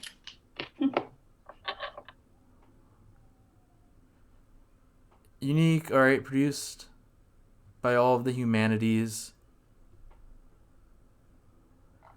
Okay, let me see. C implies that knowledge and truth, which he does not discuss, are the same, okay, thing. Oh, damn it. Wait. Is that... Did they... Oh, yeah, okay. So, yeah. He doesn't talk about truth. He talks about valid methods of knowing, like knowledge, but he doesn't talk about truth. And I should have just focused on basically them saying literary scholarship has its own valid methods. Okay, and then only a very narrow conception of truth can exclude the achievements of the humanities from the realm of knowledge. Okay, I read that in a completely different way. So I guess the key here is the fact that it's not truth. I mean, that's what they're saying, but I think the answer is the answer and not the answer that I chose. Because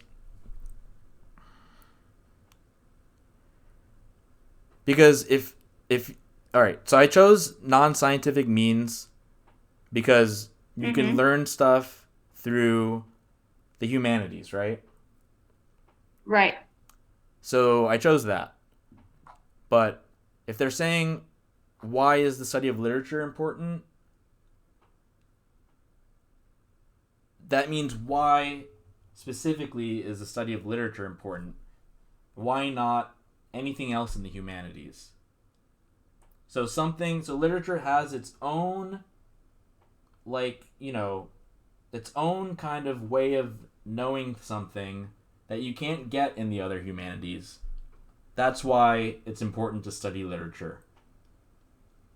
It's like saying, well, I can't even have an analogy, but like, it's like, yeah, so he's asking why is it important to study literature, and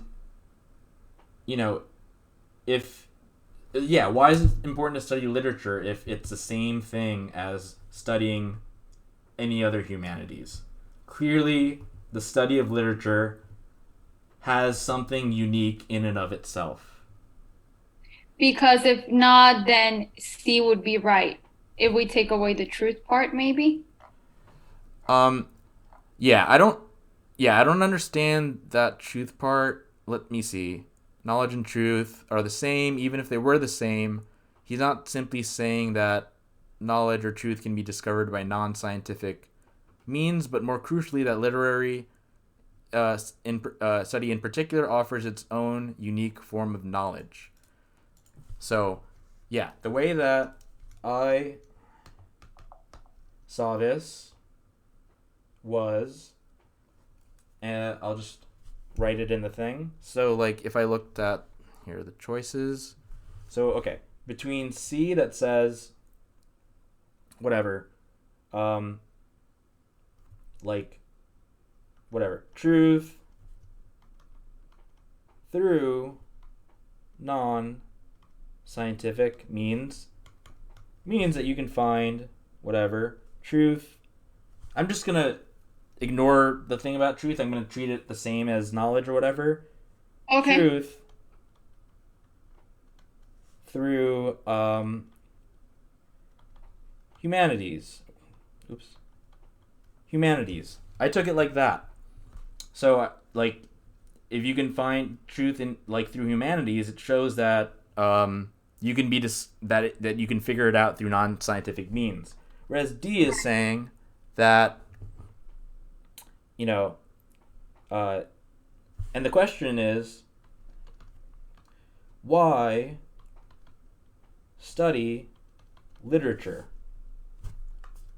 Now, and D is saying literature study basically has what you can't get from anywhere, neither science nor humanities. Because if you can, so I chose C because I thought that if you don't get truth through that if you can get truth through non-scientific means, that means that you can get it through the humanities, which can mean, whatever, philosophy, like whatever the other things that they mentioned, history, right? Mm-hmm. So if you can get the truth through philosophy, and the question is why study literature, then it would be incorrect, because then it would be the same thing to study literature than to study philosophy. Exactly. So what is special about studying literature that you can't get anywhere? And C is like not enough. Like, it's not enough to say that you can get it through non-scientific means, because there are non-scientific means. But why not just use those other non-scientific means then? The question is specifically, why study literature? And it must mean that studying literature gives you something that nothing else can. Okay. Yeah. That was a tough question. Yeah. Okay. That was the only one for this? Yeah. Okay. Yeah, because the other two I got them right. Okay. So, how about this? So, for the other passages, I can, copy them in the notebook and whatever, I guess go over them, or something. Oh, no. Through all the passages? No. Just, I mean, the other ones, that you... So, which, is another one that you, whatever, got, the most things wrong on? Yeah, I'll have to look into it. Maybe some of them that I got, completely wrong. Yeah. So, you can email me with those, and then I can, I can go about doing those. Because, I reset my thing, so I'll be able to, do them for the first time, essentially, even though it's not, it's not technically for the first time. Right. Yeah. But I'll put them in the notebook. And, I'll share, the card stuff. You say that your other student is taking the test next week, right? Yeah, on the 26th. So I won't be able to get tutoring from you until, I guess, the following Monday? Oh no, I'm sure that it's not going to be every waking minute, because that's going to be too, No, you're working out, so. Yeah. For instance, all right, so last Friday, or all right, for instance, on Fridays I basically have an appointment from 4:30 to 5:15, and so I'm meeting her like from 2 to 4, and then like if she needs more help, like we can we can meet. Like this is just the last time we met like after my appointment, so that may not be the case. So that's what I mean. Because, like, generally speaking... and next Friday, it's going to be her test anyway, so... Yeah. But I mean, like, for example, tomorrow, right? So, like, tomorrow, like, basically, like, I'm, like, free after 5:15, unless my student, like, wants more time after that. And that, depends on a lot of things. So, so that's why I'm saying, like, things can really kind of, like, change. Okay. But, yeah, I'm sure, like, yeah, it's not going to be, like...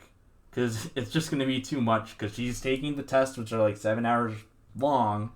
So I don't think we're going to have, we're going to be tutoring for, like, 6 hours or 7 hours, So yeah, there, we could...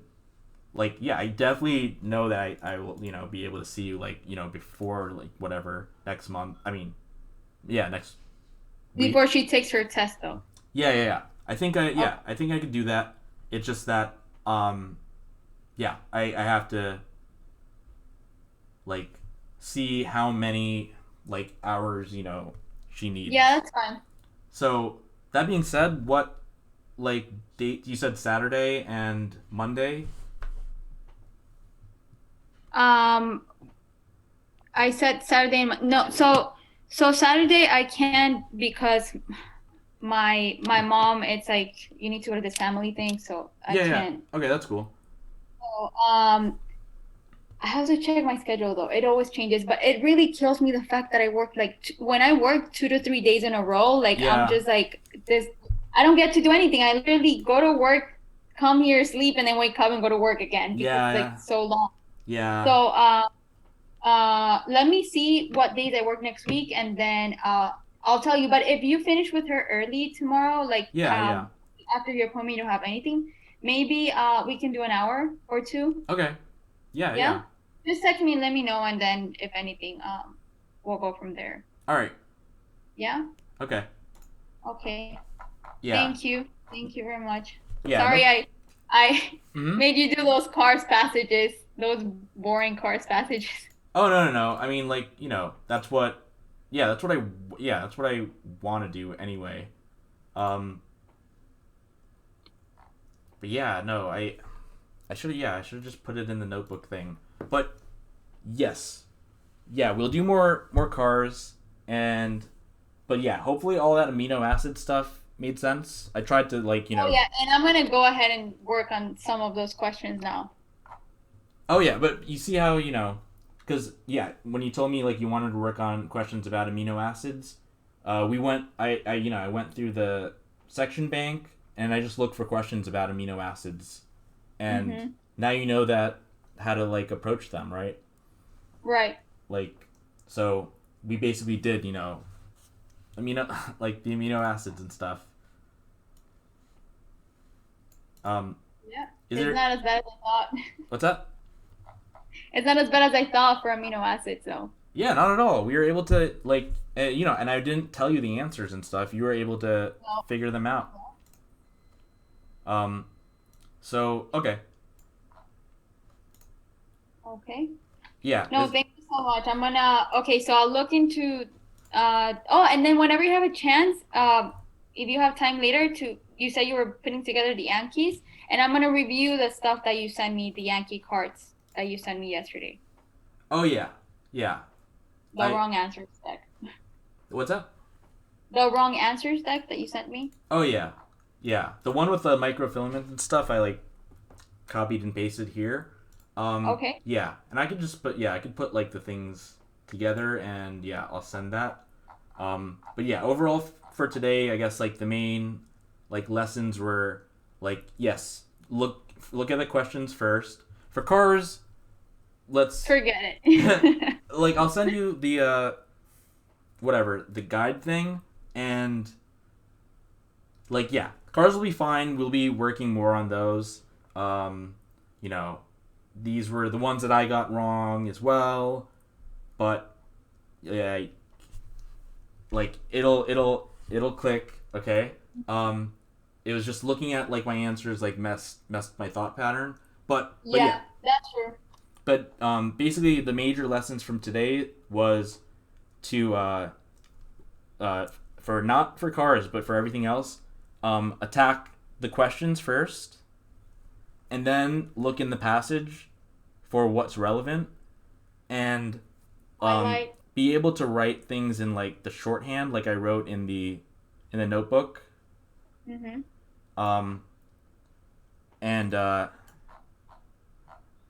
And yeah, basically it. That's it. Okay. Sounds good. Thank you. Thank you so much. No problem. All right. So I'll wait to see what happens tomorrow with your student. Yeah, and you can email me like which passages you like had the most trouble with. Okay. In cars, and and then I can do those because I reset everything, so I'm going to be able to like see it like fresh, without sort of, right? Okay. So yeah, you can send me those. But yeah. All right. Okay. Perfect. Thank you. No problem. All right. Take care. Bye. All right.